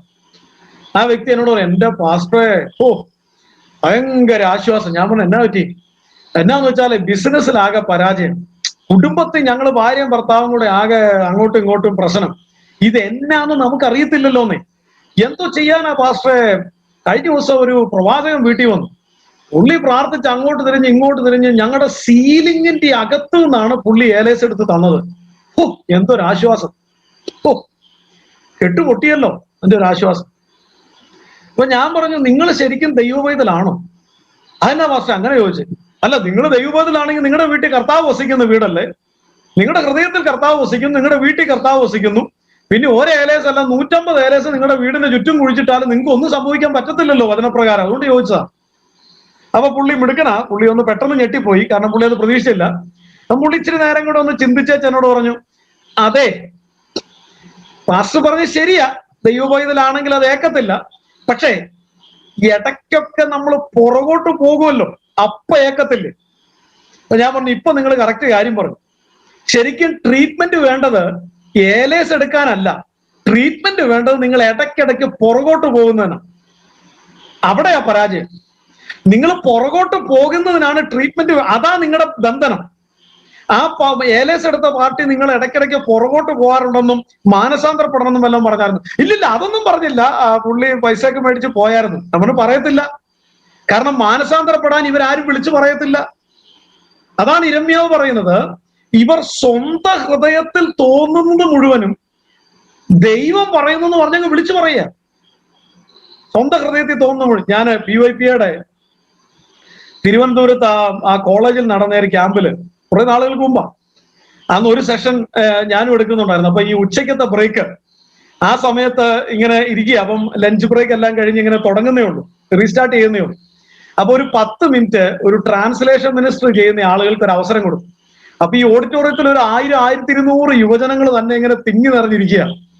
ഈ സ്റ്റേജിലേക്ക് കയറി ആള് നോക്കിയപ്പോ ഇവരുടെ അറ്റൻഷൻ കിട്ടുന്നില്ല. എല്ലാവരും കലബല വർത്താനം പറഞ്ഞുകൊണ്ടിരിക്കുക. ഈ മനുഷ്യൻ നേരെ മൈക്ക് എടുത്ത ഒറ്റ സ്റ്റേറ്റ്മെന്റാണ്, മക്കളെ, നിങ്ങളോട് ആരെങ്കിലും നിങ്ങളുടെ തലേ കൈവച്ച് നിങ്ങൾ മഞ്ഞു പൊഴിയുന്ന നാട്ടിലാണ് നിങ്ങളുടെ ഭാവി, നിങ്ങൾ അവിടെയാണ് ജീവിക്കാൻ പോകുന്നതെന്ന് പറഞ്ഞിട്ടുണ്ടോ?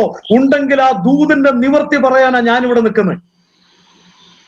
സകല ചെറുപ്പക്കാരും സംഭാഷണം നിർത്തി, എല്ലാ കണ്ണുകളും സ്റ്റേജിലോട്ട്. പിൻ ഡ്രോപ്പ് സൈലൻസ്. എനിക്ക് തോന്നുന്നത് അവിടെ ഇരിക്കുന്ന 90% പേരോടും കൈവച്ച് പറഞ്ഞിട്ടുണ്ട്, മഞ്ഞു പൊഴിയുന്ന നാട്ടിലാണ് നിങ്ങൾ പോകുന്നത്. അതുകൊണ്ട് എല്ലാവരും കൂടെ അറ്റൻഷനായിട്ട് സ്റ്റേജിലേക്ക് നോക്കിയിരുന്നപ്പം അദ്ദേഹത്തിന്റെ അടുത്ത സ്റ്റേറ്റ്മെന്റ്, വരൂ നമുക്ക് പോകാം ജമ്മു കാശ്മീരിലേക്ക്, മഞ്ഞു പൊഴിയുന്ന നാടാണ്, അവിടെ നമുക്ക് ഒരുമിച്ച് ട്രാൻസ്ലേഷൻ മിനിസ്ട്രി ചെയ്യാം. അപ്പോഴാ ചെറുപ്പക്കാർ, അതാണോ? അതൊന്നും അല്ല പറഞ്ഞു. ഏതാ? അതാ യോഹന്നാൻ വിളിച്ചു പറഞ്ഞത്, അവർ ലൗകികന്മാരാകയാൽ. അതായത് ഈ തലേ കൈവച്ച് പറയുന്നവന്റെ അകത്ത് ഹൃദയം നിറഞ്ഞ് കവിയുന്നതല്ലേ വായ സംസാരിക്കുന്നത്. ഇത് ബന്ധനമുണ്ട്, പോരുണ്ട് എന്നൊക്കെ പറയുന്നതിന്റെ പുറകിൽ ലക്ഷ്യമുണ്ട്. ഈ ADHD, attention deficit hyper active disorder എന്ന് പറയുന്ന ഒരു പ്രശ്നമുള്ള കൊച്ച്, അങ്ങനെ പ്രശ്നമുള്ള ഒത്തിരി പിള്ളേരുണ്ട്, ഹൈപ്പർ ആക്റ്റീവ് ആയിട്ടുള്ള പിള്ളേർ. അങ്ങനത്തെ ഒരു കൊച്ചിനെയും കൊണ്ട് ഒരിക്കലും ഒരു വിശ്വാസ കുടുംബം കൗൺസിലിങ്ങിന് വന്ന് ഞാൻ ഓർക്കുന്നു. അവരെന്നോട് പറഞ്ഞ കൂട്ടത്തില് ആകെ നിരാശ, ഈ കൊച്ചിനെ ശരിയാക്കാൻ പറ്റത്തില്ല, കാരണം ഇത് പോലെയാണെന്ന് അവർ പറഞ്ഞത്. ഞാൻ പറഞ്ഞു, നിങ്ങൾ എങ്ങനെയാ തീരുമാനിച്ചത്? ആരാ നിങ്ങളോടത് പറഞ്ഞത്? എന്റെ പാസ്റ്റർ അത് കേട്ട് മടുത്തു. 100 കണക്കിന് പേര് പറഞ്ഞിട്ടുണ്ട്. ഏറ്റവും ലേറ്റസ്റ്റ് ആയിട്ട് പറഞ്ഞ ആള് പറഞ്ഞതോടെ ഞങ്ങൾ പ്രവാചകന്മാരെ അടുപ്പിക്കൽ നിർത്തി. ഞാൻ പറഞ്ഞു, എന്നാ പറ്റിയെന്ന് പുള്ളി പറഞ്ഞു, ഈ വീട്ടിനോട്ട് പോരുണ്ട്, അതുകൊണ്ടാണ് ഈ കൊച്ചിന്റെ പ്രശ്നം. അപ്പൊ ഈ വീട് വിൽക്കണം.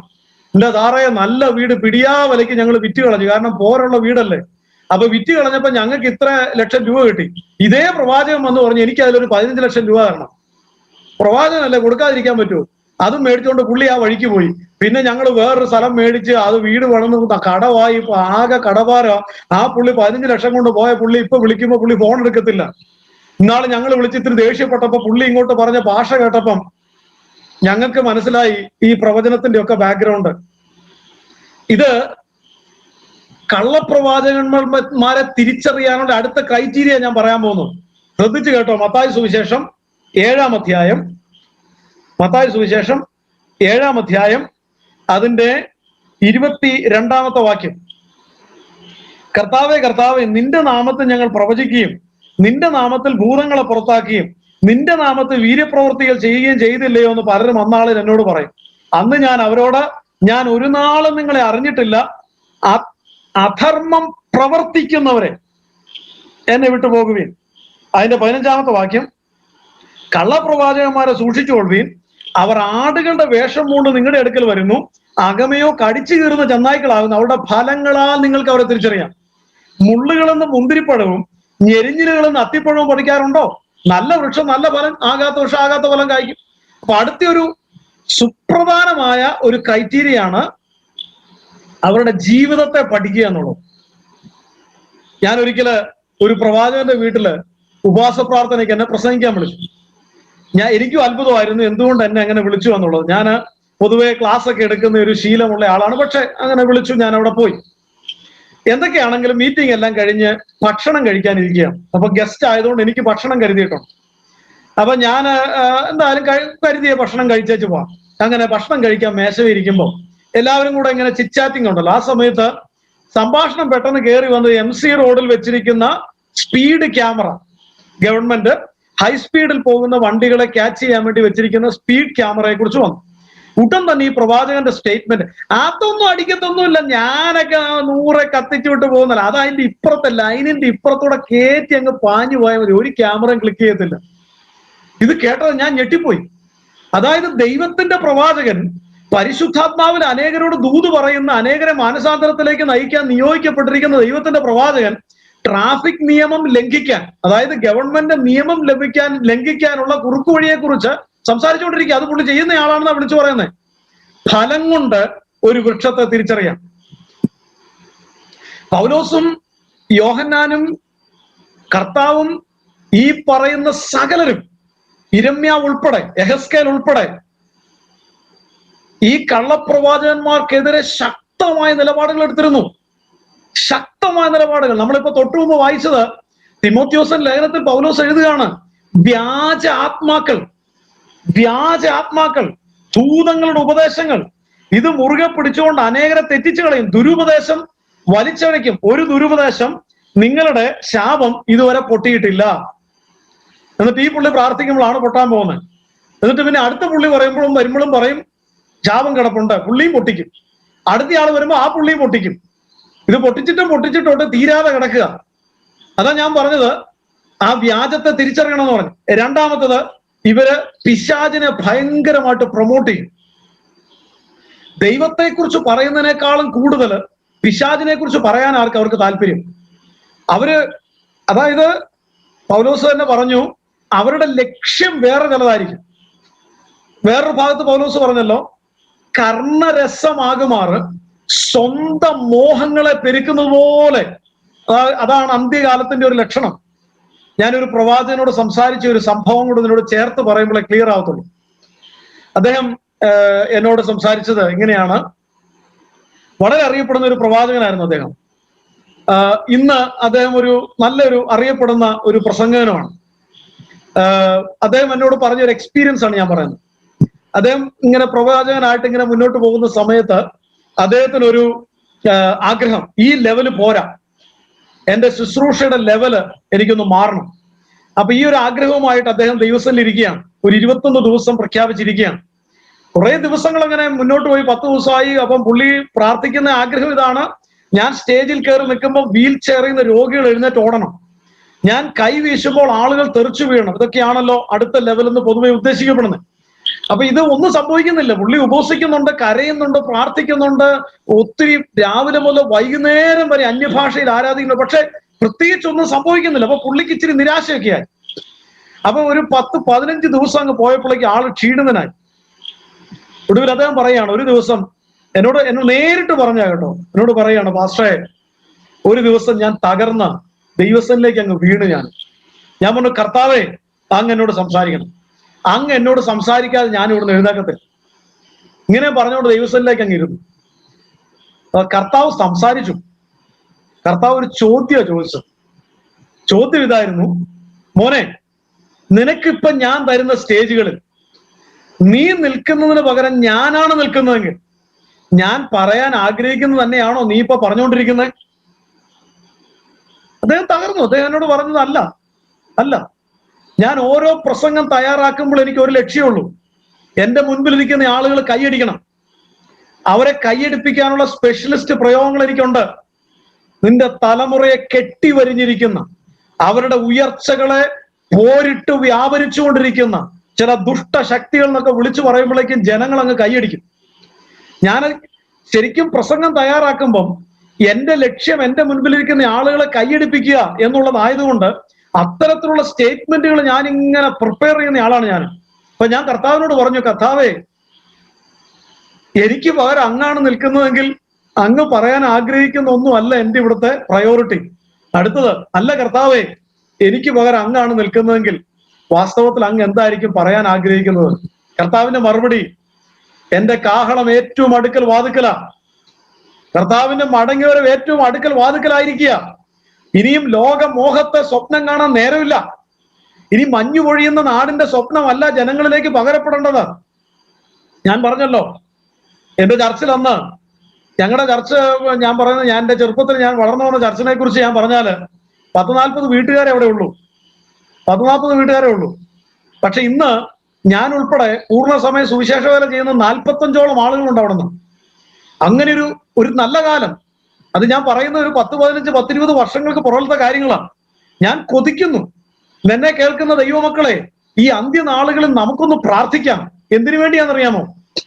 ഈ നമ്മുടെ തലമുറയുടെ തലേ കൈവച്ച് നിന്നെ മഞ്ഞു പൊഴിയുന്ന നാട്ടിൽ കൊണ്ടുപോകുമെന്നും, നീ IAS-ഉം IPS-ഉം, നീ ഉയർന്ന ജോലിയും, സ്വന്തമായിട്ട് ഫ്ലൈറ്റും വാഹനങ്ങളും, നീ ബിൽഡിങ്ങുകൾ കെട്ടിപ്പൊക്കുമെന്നും ഒക്കെ അവരുടെ തലേ കൈവച്ച് സ്വന്തം മോഹങ്ങൾ പെരുക്കുമാറ് ജഡത്തിനായി ചിന്തിപ്പിക്കുന്ന പ്രവാചകന്മാർ ഒന്ന് അന്യം നിന്നു പോയിട്ട് നമുക്കൊന്ന് പ്രാർത്ഥിക്കാം, നമുക്കൊന്ന് ആഗ്രഹിക്കാം. നമ്മുടെ തലമുറയുടെ തലേ കൈവച്ച് നിന്നെ തമ്പുരാൻ പൂർണ്ണസമയ സുവിശേഷ വേലയ്ക്ക് വേണ്ടി വിളിക്കുന്നു എന്ന് വിളിച്ചു പറയുന്ന പ്രവാചകന്മാർ നമ്മുടെ സഭകളിലൊന്ന് കാണാൻ വേണ്ടി നമുക്കൊന്ന് കൊതിക്കാൻ ദൈവമക്കളെ. പാപം ചെയ്ത് വന്നിരിക്കുന്നവന്റെ തലേ കൈവച്ച് നിനക്ക് 7-ാം മാസത്തിൽ വലിയ അനുഗ്രഹം കിട്ടാൻ പോകുന്നെന്നും 11-ാം മാസത്തിൽ നീ ഫ്ലൈറ്റേ കയറാൻ പോകുന്നെന്നും പറയുന്ന പ്രവാചകന്മാർ നമ്മുടെ സഭകളിൽ നിന്ന് അന്യം നിന്നു പോയിട്ട് കൊടിയ പാപത്തിൽ ഇരിക്കുന്നവന്റെ തലേ കൈവച്ച് പരിശുദ്ധാത്മാവിനെ ദുഃഖിപ്പിക്കുന്ന, നിന്റെ ജീവിതത്തിനൊരു മാനസാന്തരം വേണമെന്ന് വിളിച്ചു പറയുന്ന പ്രവാചകന്മാർ എഴുന്നേൽക്കാൻ നമുക്കൊന്ന് കൊതിക്കാൻ ദൈവമക്കളെ. എന്താണ് പ്രവചന ശുശ്രൂഷ? അതുകൂടെ പറയണമല്ലോ. എന്താണ് പ്രവചന ശുശ്രൂഷ? പഴയ നിയമ പ്രവാചകന്മാർ നമുക്ക് തരുന്ന ഒരു മാതൃകയുണ്ട്. ചില മാതൃകകൾ ഞാനൊന്ന് ലിസ്റ്റ് ഔട്ട് ചെയ്യാം. ഒന്ന്, ഏലിയാവ്. പുള്ളിക്ക് ഏലീശയ്ക്ക് കൊടുക്കാൻ സ്വന്തമായിട്ടൊരു പുതപ്പേ ഉള്ളൂ, ഒന്നുമില്ല. പുള്ളിക്ക് വേണമെങ്കിൽ ഇഷ്ടം പോലെ സമ്പാദിക്കാം. രാജാവിന് വരെ പേടിയുള്ള, അതുപോലെ അറിയപ്പെടുന്ന തീയിറക്കിയ പ്രവാചകന. ഒന്നുമില്ല സ്വന്തമായിട്ട്. കാരണം പുള്ളിയുടെ പ്രയോറിറ്റി പൈസ ഉണ്ടാക്കലല്ലായിരുന്നു. രാജകൊട്ടാരത്തിലേക്ക് കയറി ചെന്നിനി ഞാൻ മാനസാന്തരപ്പെട്ടില്ലെങ്കിൽ ഞാൻ പറഞ്ഞിട്ടല്ലാതെ മഞ്ഞും മഴയും ഉണ്ടാകത്തില്ലെന്ന് വിളിച്ചു പറഞ്ഞത് ദൈവാത്മ നിയോഗത്തില. പുള്ളിക്ക് അറിയാം ഇതിന്റെ അപ്പുറം തന്നെ കാത്തിരിക്കുന്നത് ഹൈ റിസ്ക് ആണ്. അത് അറിഞ്ഞുകൊണ്ടാണ് വിളിച്ചു പറഞ്ഞത്. അതാ ഒരു മാതൃക, പാപത്തിനെതിരെ വിരൽ ചൂണ്ടിയ മാതൃക.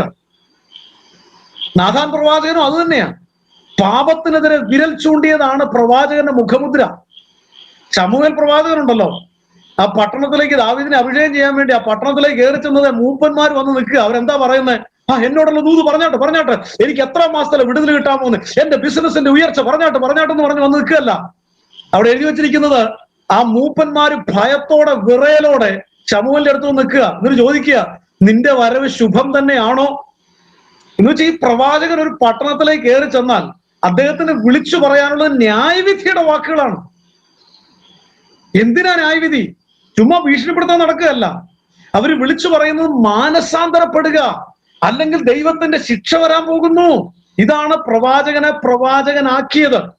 ശമൂവേലിന്റെ പ്രവചനമൊക്കെ നമ്മുടെ ഇന്ന് സമയത്തിന്റെ അപര്യാപ്തതയുള്ളതുകൊണ്ട് നിങ്ങൾ വീട്ടിൽ ചെന്ന് വായിച്ചു നോക്കണം. ശമൂവേലൊക്കെ 1 ശമൂവേൽ 10-ാം അധ്യായത്തിന്റെ 1 മുതലുള്ള വാക്യങ്ങളിൽ ശൗലിനോട് പറയുന്ന ദൂത്, നീ നടന്നു ചെന്ന് ഇന്നിടത്ത് ചെല്ലുമ്പോൾ ഇന്ന ആളെ കാണും, ഇന്നടത്ത് ചെല്ലുമ്പോൾ ഇന്നയാളെ കാണും. എന്തൊക്കെയാണ്?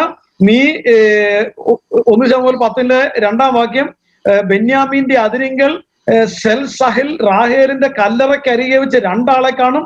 നീ അന്വേഷിപ്പാൻ പുറപ്പെട്ടു പോകുന്ന കഴുതുകളെ കണ്ടു കിട്ടിയിരിക്കും. അവര് അങ്ങനെ പറയും. പിന്നെ നീ അവിടുന്ന് 3 താബോറിലെ കരുവേലത്തിനരികെത്തുമ്പോൾ ഒരുത്തൻ 3 ആട്ടിൻകുട്ടിയെയും ഒരുത്തൻ 3 അപ്പവും വേറൊരുത്തൻ 1 തുരുത്ത് വീഞ്ഞും. ഇതൊക്കെയാ പ്രവചനം. ഞാൻ ഓർക്കുന്നു, ഒരു ചെറുപ്പക്കാരൻ ഞങ്ങൾ ഒരിക്കല് കുറെ വർഷങ്ങൾക്ക് മുമ്പ് ഇങ്ങനെ സംസാരിച്ച കൂട്ടത്തില് എന്നോട് പറഞ്ഞു, എന്റെ പാസ്റ്റർ ഒരു കല്യാണാലോചന വന്നിട്ടുണ്ട്, അമേരിക്കയിൽ നിന്നാണ് വന്നേക്കുന്നത്. ഇത് ദൈവത്തിന്റെ ആലോചനയാണോ അല്ലയോ എന്ന് എങ്ങനെ അറിയാം? എന്താണെങ്കിലും ഞാനൊരു പ്രവാചികയുണ്ട്, സ്ഥിരമായിട്ട് ദൂത് പറയുന്നയാളൊന്ന് വിളിച്ചു ചോദിക്കാന്ന് വിചാരിച്ചിരിക്കുക. ഞാൻ പറഞ്ഞു, വിളിച്ചു ചോദിച്ചു. അവര് പറയാൻ പോകുന്നത് എന്താന്ന് ഞാൻ ഇപ്പോഴേ പറഞ്ഞുതരാം. എന്നാ അവര് പറയാൻ പോകുന്നത്? മകനെ, നീ മുന്നോട്ട് പോകുമ്പോൾ കുഴപ്പമൊന്നുമില്ല, പക്ഷേ ഞാനൊരു മുള്ള് കാണുന്നുണ്ട്, ഒരു പ്രശ്നം കാണുന്നുണ്ടെന്നായിരിക്കും മിക്കവാറും പറയാൻ പോകുന്നത്. അപ്പൊ അങ്ങനെ കാണുമ്പോഴല്ലേ നിങ്ങൾ അവരെ വിളിച്ച് പ്രാർത്ഥിപ്പിച്ച് ആ പ്രശ്നം അഴിക്കത്തുള്ളൂ. അത് തന്നെ ആയിരിക്കും പറയാൻ പോകുന്നതെന്ന് പറഞ്ഞു. എന്തായാലും നോക്കാം. പുള്ളി വിളിച്ചു.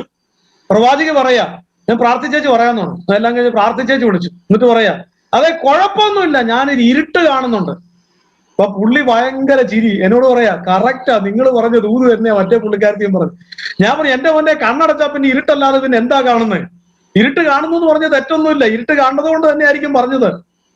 അപ്പൊ ഞാൻ പറഞ്ഞു വന്നത് ഇതാണ്. ഇന്നത്തെ ഒരു ലോകത്തിന്റെ, നമ്മൾ ഈ അന്ത്യ കാലഘട്ടത്തിൽ ഈ ഒരു തലമുറയെ മുഴുവനും മോഹം കുത്തിവെച്ച് കൊടിയ പാപം ചെയ്തിരിക്കുന്നവന്റെ തലയെ കൈവച്ച് നിനക്ക് വിടുതലുണ്ടാകാൻ പോകുന്നു. അതാ ഇരമ്യാവ് വിളിച്ചു പറഞ്ഞത്. പാപം ചെയ്തിരിക്കുന്നവന്റെ തലയെ കൈവച്ചും അവനെ ഉറപ്പിക്കുന്ന യെഹെസ്കേൽ 13-10 മുതലുള്ള വാക്യങ്ങളിൽ പറയുന്നത് പോലെ പാപം ചെയ്യുന്നവനെ വെള്ളപൂശുന്ന പ്രവാചകൻ. കേൾക്കണോ? യെഹെസ്കേൽ പ്രവചനം 13 അതിന്റെ 10 മുതലുള്ള വാക്യങ്ങൾ. സമാധാനം ഇല്ലാതിരിക്കുക, സമാധാനം എന്ന് പറഞ്ഞ് അവർ എന്റെ ജനത്തെ ചതിച്ചിരിക്കുക കൊണ്ടും. ആരാ? കള്ളപ്രവാചകന്മാരെ കുറിച്ചാ. 9 വാക്യം, വ്യാജം ദർശിക്കുകയും കള്ളപ്രശ്നം പറയുകയും ചെയ്യുന്ന പ്രവാചകന്മാർക്ക് എന്റെ കൈ വിരോധമായിരിക്കും. ഇത് അതാ കുമ്മായം തയ്ക്കുക അങ്ങോട്ട്. ഏതാ? കൊടിയ പാപം ചെയ്തിരു. എന്റെ അടുക്കൽ ഞാൻ പറഞ്ഞല്ലോ, ഇത് ഞാൻ പറയുന്ന എന്റെ ഭാരം കൊണ്ട് പറയുന്നതാണ്. എന്റെ കൗൺസിലിംഗ് സെന്ററിൽ ഇന്നൊരു ചെറുപ്പക്കാരൻ പറഞ്ഞാ, ഇത് ദുർനടപ്പിൽ താൻ ജീവിക്കുകയായിരുന്നു, വിവാഹം കഴിയാത്തവനാ, ദുർനടപ്പിൽ ജീവിച്ചുകൊണ്ടിരിക്കുക. പുള്ളി പറഞ്ഞു, എന്റെ വീട്ടിൽ 3 ദിവസം ഉപവാസ പ്രാർത്ഥന നടത്തി. എന്നോട് നേരിട്ട് പറഞ്ഞു, എന്റെ പാസ്റ്ററെ, ഞാൻ വിറച്ചായിരുന്നത്, ഈ വരുന്ന പാർട്ടി ഈ പാപമെങ്കിലും വിളിച്ചു പറഞ്ഞ നമ്മുടെ കാര്യം കൂട്ടും. പക്ഷെ വന്ന ഓരോരുത്തരും വിളിച്ചു പറഞ്ഞ എന്നാന്നറിയാം, എന്റെ തലയെ കൈവച്ചിട്ട് നിനക്ക് 7-ാം മാസത്തിൽ വിടുതൽ കിട്ടും, നിനക്ക് ഉയർച്ച വരാൻ പോകുന്നു എന്നിട്ട് എന്നോട് പറയാ. അപ്പോഴാ എനിക്കൊരു ആശ്വാസമായി. ദൈവാത്മാവിനൊന്നും വലിയ വിഷയമല്ലല്ലോ എന്ന് ഞാനങ്ങ് വിചാരിച്ചു.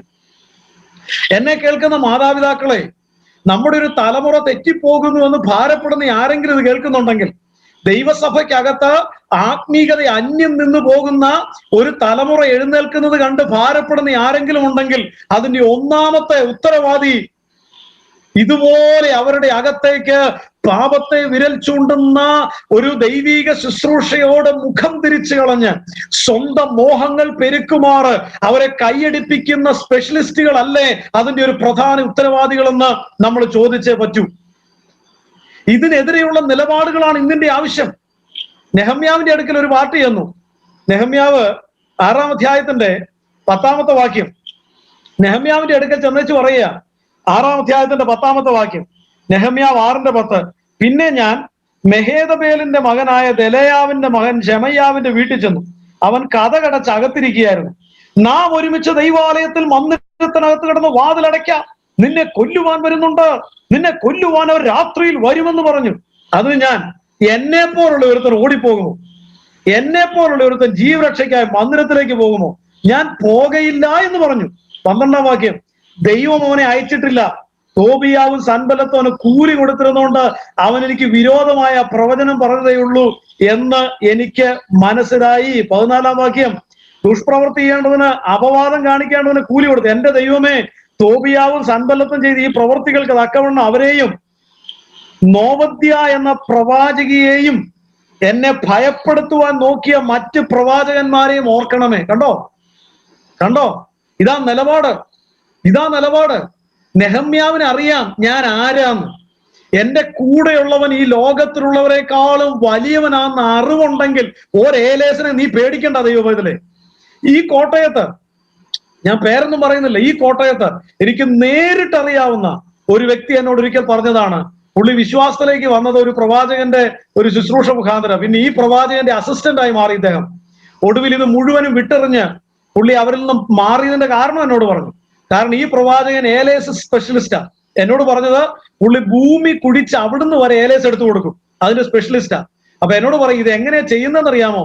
ഈ പുള്ളിയുടെ ചേട്ടന് ഇരുമ്പ് പണിയാ, ഈ ഏലേസ് മുഴുവൻ ചേട്ടൻ ഉണ്ടാക്കുന്നതാ. ഇത് അതിവിദഗ്ധമായി കൈയുടെ മടക്കിന്റെ ഇടയ്ക്ക് ഒളിപ്പിച്ചു വെക്കും. എന്നിട്ട് ഈ കുഴിച്ച് എന്നേച്ച് ഇതിങ്ങനെ എടുക്കുന്നത് പോലെ അതിവിദഗ്ധമായി മാജിക്കുകാർ എടുക്കുന്ന പോലെ എടുത്തേച്ച് കൊടുക്കും.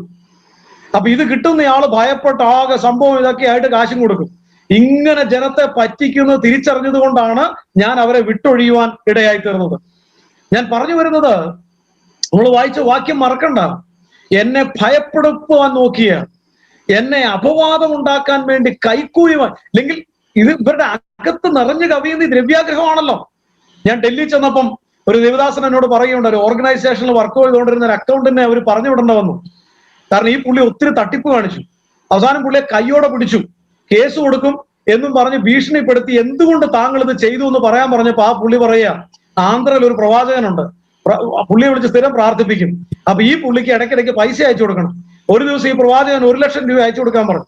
അപ്പൊ ഈ പാവം പിടിച്ച അക്കൗണ്ടിന് പറഞ്ഞു, എന്റെ സാറേ പാസ്റ്ററെ എനിക്ക് എവിടുന്ന കാശ്? അപ്പൊ ഈ പ്രവാചകൻ പറയാ, ഞാൻ കാണുന്നു നിന്റെ മേശമേൽ കാശ്. അപ്പൊ പുള്ളിക്ക് മനസ്സിലായി പുള്ളി കൈകാര്യം ചെയ്യുന്ന ഓർഗനൈസേഷന്റെ കാശാ. അതിൽ നിന്ന് 1 ലക്ഷം എടുത്ത് അയച്ചു കൊടുത്തു. അപ്പൊ ഞാൻ പറഞ്ഞു വന്ന് ഇതുപോലെ വഞ്ചിക്കപ്പെടുന്ന ഒരു വലിയ തലമുറയുടെ നടുവില് ഞാൻ പറഞ്ഞു നിർത്തട്ടെ. പുതിയ നിയമത്തിൽ കൊരിന്ത് ലേഖനത്തില് പൗലോസ് പറയുന്നുണ്ട് എന്തിനാണ് ഈ പ്രവചനമെന്ന്. 1 കൊരിന്ത് ലേഖനം 14-ാം അധ്യായം അതിന്റെ 24 മുതലുള്ള വാക്യങ്ങളിൽ പൗലോസ് പറയുന്നു, എല്ലാവരും പ്രവചിക്കുന്നുവെങ്കിലോ, ശ്രദ്ധിച്ചു കേട്ടോ. പഴയ നിയമത്തിൽ പ്രവാചകനെ തേടി ചെല്ലുന്നത് നമ്മൾ കാണുന്നുണ്ട്, പുതിയ നിയമത്തിൽ പ്രവാചകനെ തേടി ചെല്ലുന്നത് നമ്മൾ കാണുന്നില്ല. പ്രവാചകൻ നമ്മളെ തേടി വരുന്നതേ കാണുന്നുള്ളൂ. നിങ്ങൾ എല്ലാവരും പ്രവചിക്കണമെന്ന് ഞാൻ ആഗ്രഹിക്കുന്നെന്നാ പൗലോസ് പറയുന്നത്. പഴയ നിയമത്തിലാണ് ചിലപ്പോൾ ആത്മാവ് വന്നു പോകുന്ന അവസ്ഥ. പുതിയ നിയമത്തിൽ നമ്മുടെ അകത്താക്കി വെച്ചിരിക്കുക. നിങ്ങൾ എല്ലാവരും പ്രവചിക്കുന്നുവെങ്കിലോ, അവിശ്വാസിയോ ആത്മവരമില്ലാത്തവനോ അകത്തു വന്നാൽ എല്ലാവരുടെ വാക്കിനാലും അവന് പാപബോധം വരും, അവൻ എല്ലാവരാലും വിവേചിക്കപ്പെടും, അവന്റെ ഹൃദയ രഹസ്യങ്ങളും വെളിപ്പെട്ടു വരും. അങ്ങനെ അവൻ കവിണ്ണു വീണ് ദൈവം വാസ്തവമായി നിങ്ങളുടെ ഇടയിൽ ഉണ്ട് എന്ന് ഏറ്റുപറഞ്ഞ് ദൈവത്തെ നമസ്കരിക്കും. അപ്പൊ മനസ്സിലായോ എന്തിനാ പ്രവചനമെന്ന്? അവിശ്വാസിയോ ആത്മവരമില്ലാനോ അകത്തു വന്നു കഴിഞ്ഞാൽ ഈ പ്രവചിക്കുന്നവരുടെ വാക്കുകൾ മുഴുവൻ അവന്റെ പാപത്തെ പുറത്തു കൊണ്ടുവരുമെന്ന്. അവൻ കവിണ്ണു വീണ് മാനസാന്തരപ്പെടും. ദൈവം നിങ്ങളുടെ നടുവിൽ ഉണ്ടെന്ന് വിളിച്ചു പറയും. ഇതാ പ്രവചനം. അപ്പൊ നമുക്ക് ഇനിയും അധിക നാളുകളൊന്നുമില്ല. കർത്താവിന്റെ വരവെടുത്തു. കള്ളപ്രവാചകന്മാർ അനേകർ എഴുന്നേൽക്കുമ്പോൾ ഏത് ആത്മാവിനെയും വിശ്വസിക്കാതെ ആത്മാക്കൾ ദൈവത്തിങ്കിലുള്ളയോ എന്ന് നമ്മൾ ശോധന ചെയ്തേ പറ്റൂ. യിരെമ്യാവ് 23 പറയുന്നത്, ഇവർ വ്യാജ സ്വന്തം ഹൃദയത്തിൽ തോന്നുന്നത് അങ്ങ് വിളിച്ചു പറയുക, പരിശുദ്ധാത്മാവ് പറയുന്നതെന്ന് പറഞ്ഞുകൊണ്ട്. ഇനി ഇതും കൂടെ പറഞ്ഞ് ഞാൻ ക്ലോസ് ചെയ്യാം. യിരെമ്യാവ് പറയുന്ന ആ വാക്യങ്ങൾ, യിരെമ്യ പ്രവചനം 23-ാം അധ്യായത്തിൽ പരിശുദ്ധാത്മാവ് രേഖപ്പെടുത്തിയ ഒരു കാര്യമാണ് ഇതിന്റെ കൺക്ലൂഷൻ. ഈ പ്രവാചകന്മാരുടെ പ്രശ്നം, ഈ കള്ളപ്രവാചകന്മാരുടെ പ്രശ്നം എന്നാണെന്നറിയാമോ? യിരെമ്യാവ് 23:23 ഇവരുടെ പ്രശ്നം എത്രയേ ഉള്ളൂ? അവർ എന്റെ ആലോചന സഭയിൽ നിന്നിരുന്നുവെങ്കിൽ, എന്റെ വചനത്തെ കേൾപ്പിച്ച് അവരെ അവരുടെ ആകാത്ത വഴിയിൽ നിന്നും അവരുടെ പ്രവർത്തികളുടെ ദോഷത്തിൽ നിന്നും തിരിപ്പിക്കുമായിരുന്നു. എന്ന് വെച്ചാല് ഈ പ്രവാചകന്മാര്, ഈ കള്ളപ്രവാചകന്മാര്, ഇവർ വാസ്തവത്തിൽ എന്റെ ആലോചന സഭയിൽ നിന്നിരുന്നെങ്കിൽ, ഈ സ്വന്തം ഹൃദയത്തിൽ തോന്നുന്ന എന്റെ ആത്മാവ് വിളിച്ചു പറയുന്നു എന്ന് പറഞ്ഞ് പറയാതെ ദൈവസന്നിധിയിൽ ചെന്ന് നിന്നിരുന്നെങ്കിൽ ഒരു കാര്യം സംഭവിച്ചേനെ. എന്ത് സംഭവിച്ചേനെ? ദൈവം അവരോട് പറഞ്ഞേനെ, എന്റെ ജനത്തെ അവരുടെ ആകാത്ത വഴികളിൽ നിന്നും അവരുടെ പ്രവർത്തികളുടെ ദോഷത്തിൽ നിന്നും തിരിപ്പിക്കാൻ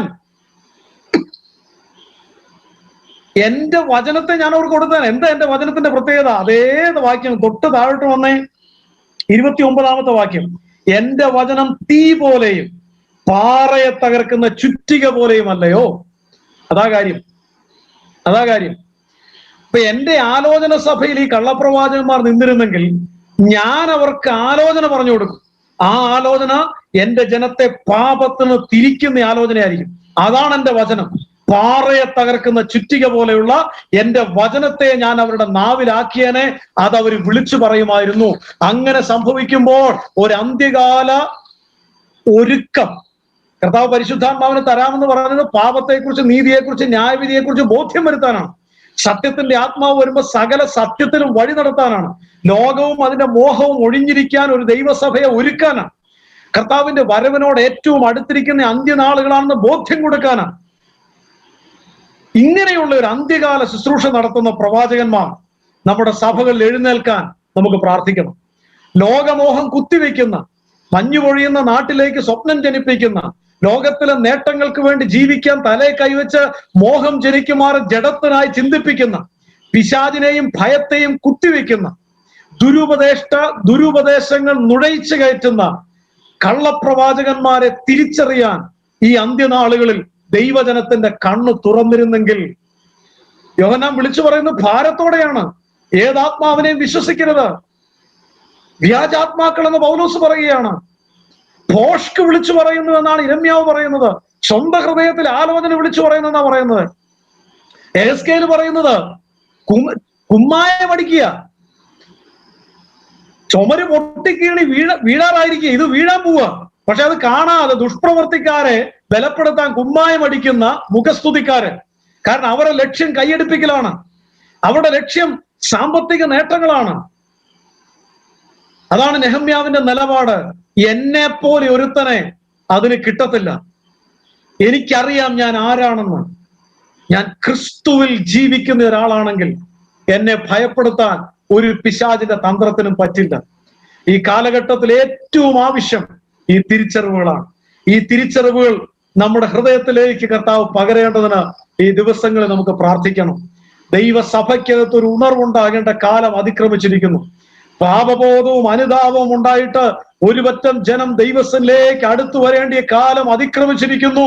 അതിനുവേണ്ടി പ്രാർത്ഥിക്കാൻ ചില ദൈവമക്കളെ കർത്താവിന് വേണം. നമുക്ക് ഒരുക്കമുണ്ടോ? ഈ കാലഘട്ടത്തിന്റെ ശബ്ദം തിരിച്ചറിയാൻ, ദൈവത്തിന്റെ ആഗ്രഹത്തെ തിരിച്ചറിയാൻ ഒരുക്കം കർത്താവ് നമുക്ക് തരുമാറാകട്ടെ. ഈ വചനങ്ങളാൽ ദൈവം നമ്മെ അനുഗ്രഹിക്കുമാറാകട്ടെ. എല്ലാ ശ്രോതാക്കൾക്കും നന്ദി. Thank you very much. God bless you. Praise Lord. ഇന്ന് രാത്രിയും പ്രിയരെ, ഏറ്റവും അനിവാര്യമായി നമ്മൾ അറിഞ്ഞിരിക്കേണ്ടുന്ന ചില ദൈവിക സന്ദേശം സ്വർഗം നമ്മെ കേൾപ്പിക്കുവാനിടയായി. പ്രിയരെ, തിരിച്ചറിയേണ്ട ഒരു കാലമാണ്. വളരെ വഞ്ചനയുടെ ആത്മാവ് പ്രബലമായി പെരുകിക്കൊണ്ടിരിക്കുന്ന ഈ കാലഘട്ടങ്ങളിൽ എത്രത്തോളം തിരിച്ചറിയാൻ ഇന്ന് രാത്രി നമ്മുടെ കണ്ണുകൾ തുറന്നിരിക്കും. എത്രത്തോളം അതിനുവേണ്ടി നമ്മുടെ ഹൃദയങ്ങളെ ഒന്ന് ഒരുക്കിക്കൊണ്ട് നാം ആരെന്നൊരു ബോധ്യം, ദേവദാസൻ ആവർത്തിച്ച് പറഞ്ഞൊരു ഭാഗമാണ്. നാം ആരെന്നൊരു ബോധ്യം നമ്മുടെ അകത്തുണ്ടോ? നാം ആരെന്നൊരു ബോധ്യം നമ്മുടെ അകത്തുണ്ടോ? വളരെയധികം ഗൗരവമായി ഇന്ന് രാത്രി ഈ സന്ദേശങ്ങളെ ചിന്തിക്കുവാനിടയാകട്ടെ. വഞ്ചിക്കപ്പെട്ടു പോകരുത്. ലോകം നിങ്ങളെ ചതിക്കരുത്. ലോകമോഹങ്ങളാൽ നിങ്ങളുടെ മനസ്സ് കുത്തി നിറയ്ക്കപ്പെടുവാനിടയാവരുത്. പ്രാർത്ഥിക്കാൻ നമുക്ക്. പ്രത്യേകിച്ച് ഇന്ന് രാത്രിയിൽ നമ്മുടെ ക്ഷണം സ്വീകരിച്ച് ഒരുമിച്ച് നമ്മോട് ജോയിൻ ചെയ്ത് വളരെ അനുഗ്രഹിക്കപ്പെട്ട, നമ്മൾ ഏറ്റവും ചിന്തിക്കേണ്ട ഗൗരവമേറിയ ദൈവിക സന്ദേശങ്ങൾ അറിയിച്ച കച്ചുദാസൻ ഡോക്ടർ സജി കെ പി അവർക്ക് പ്രിയ സാറിന് ഞങ്ങളുടെ ഹൃദയംഗമായ നന്ദിയും സ്നേഹത്തെയും അറിയിക്കുന്നു. തുടർന്നും അനേകർക്ക് ദിശാബോധം നൽകുവാൻ, അനേകരെ ക്രിസ്തു കേന്ദ്രീകൃതമായ ജീവിതത്തിലേക്ക് ഒരുക്കിയെടുക്കുവാൻ അധികമായി കച്ചുദാസിനെ ദൈവം സഹായിക്കട്ടെ എന്ന് ഞങ്ങൾ പ്രാർത്ഥിക്കുന്നു, ആശംസിക്കുന്നു. നമ്മുടെ കണ്ണുകളെല്ലാം അടയ്ക്കാം. നമുക്ക് ഒരുമിച്ച് ദൈവത്തോട് പ്രാർത്ഥിക്കാം. കേൾക്കപ്പെട്ട ദൈവിക സന്ദേശങ്ങൾക്ക് മുമ്പിൽ നമ്മളെ തന്നെ സമർപ്പിച്ചുകൊണ്ട് നമ്മളെല്ലാവരും പ്രാർത്ഥിക്കുമ്പോൾ പ്രിയ കച്ചുദാസൻ, പ്രിയ റോയ് പാസ്റ്റർ ഇപ്പോൾ പ്രാർത്ഥിച്ച് ആശീർവാദം പറയുന്നതായിരിക്കും.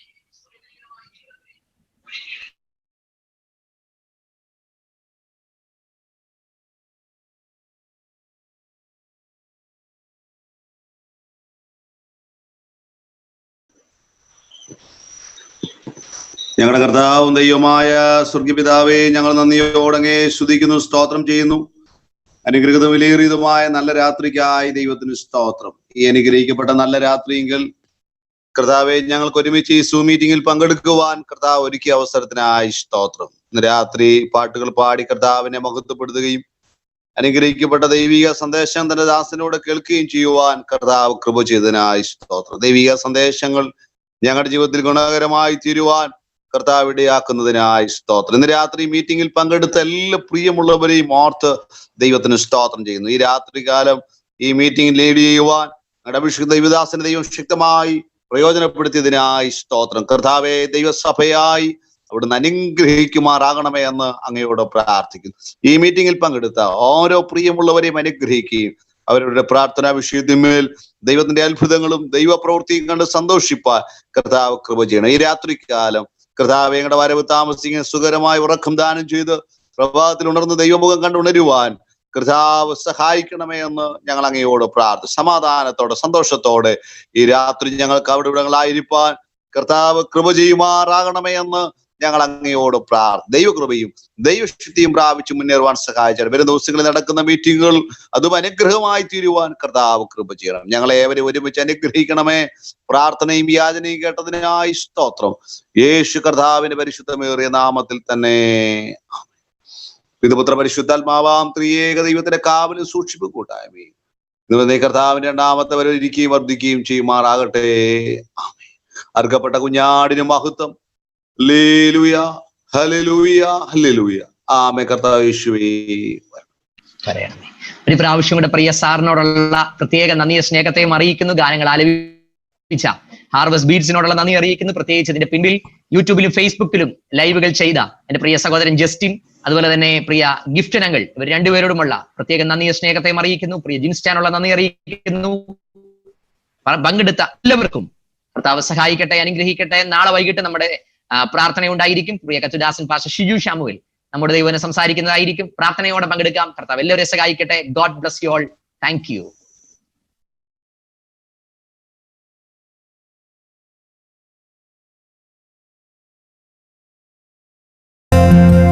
ആരാധനയിൻ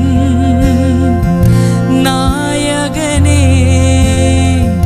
അങ്ങേ ഞാൻ ആരാധിക്കും. അഭിഷേകത്തെ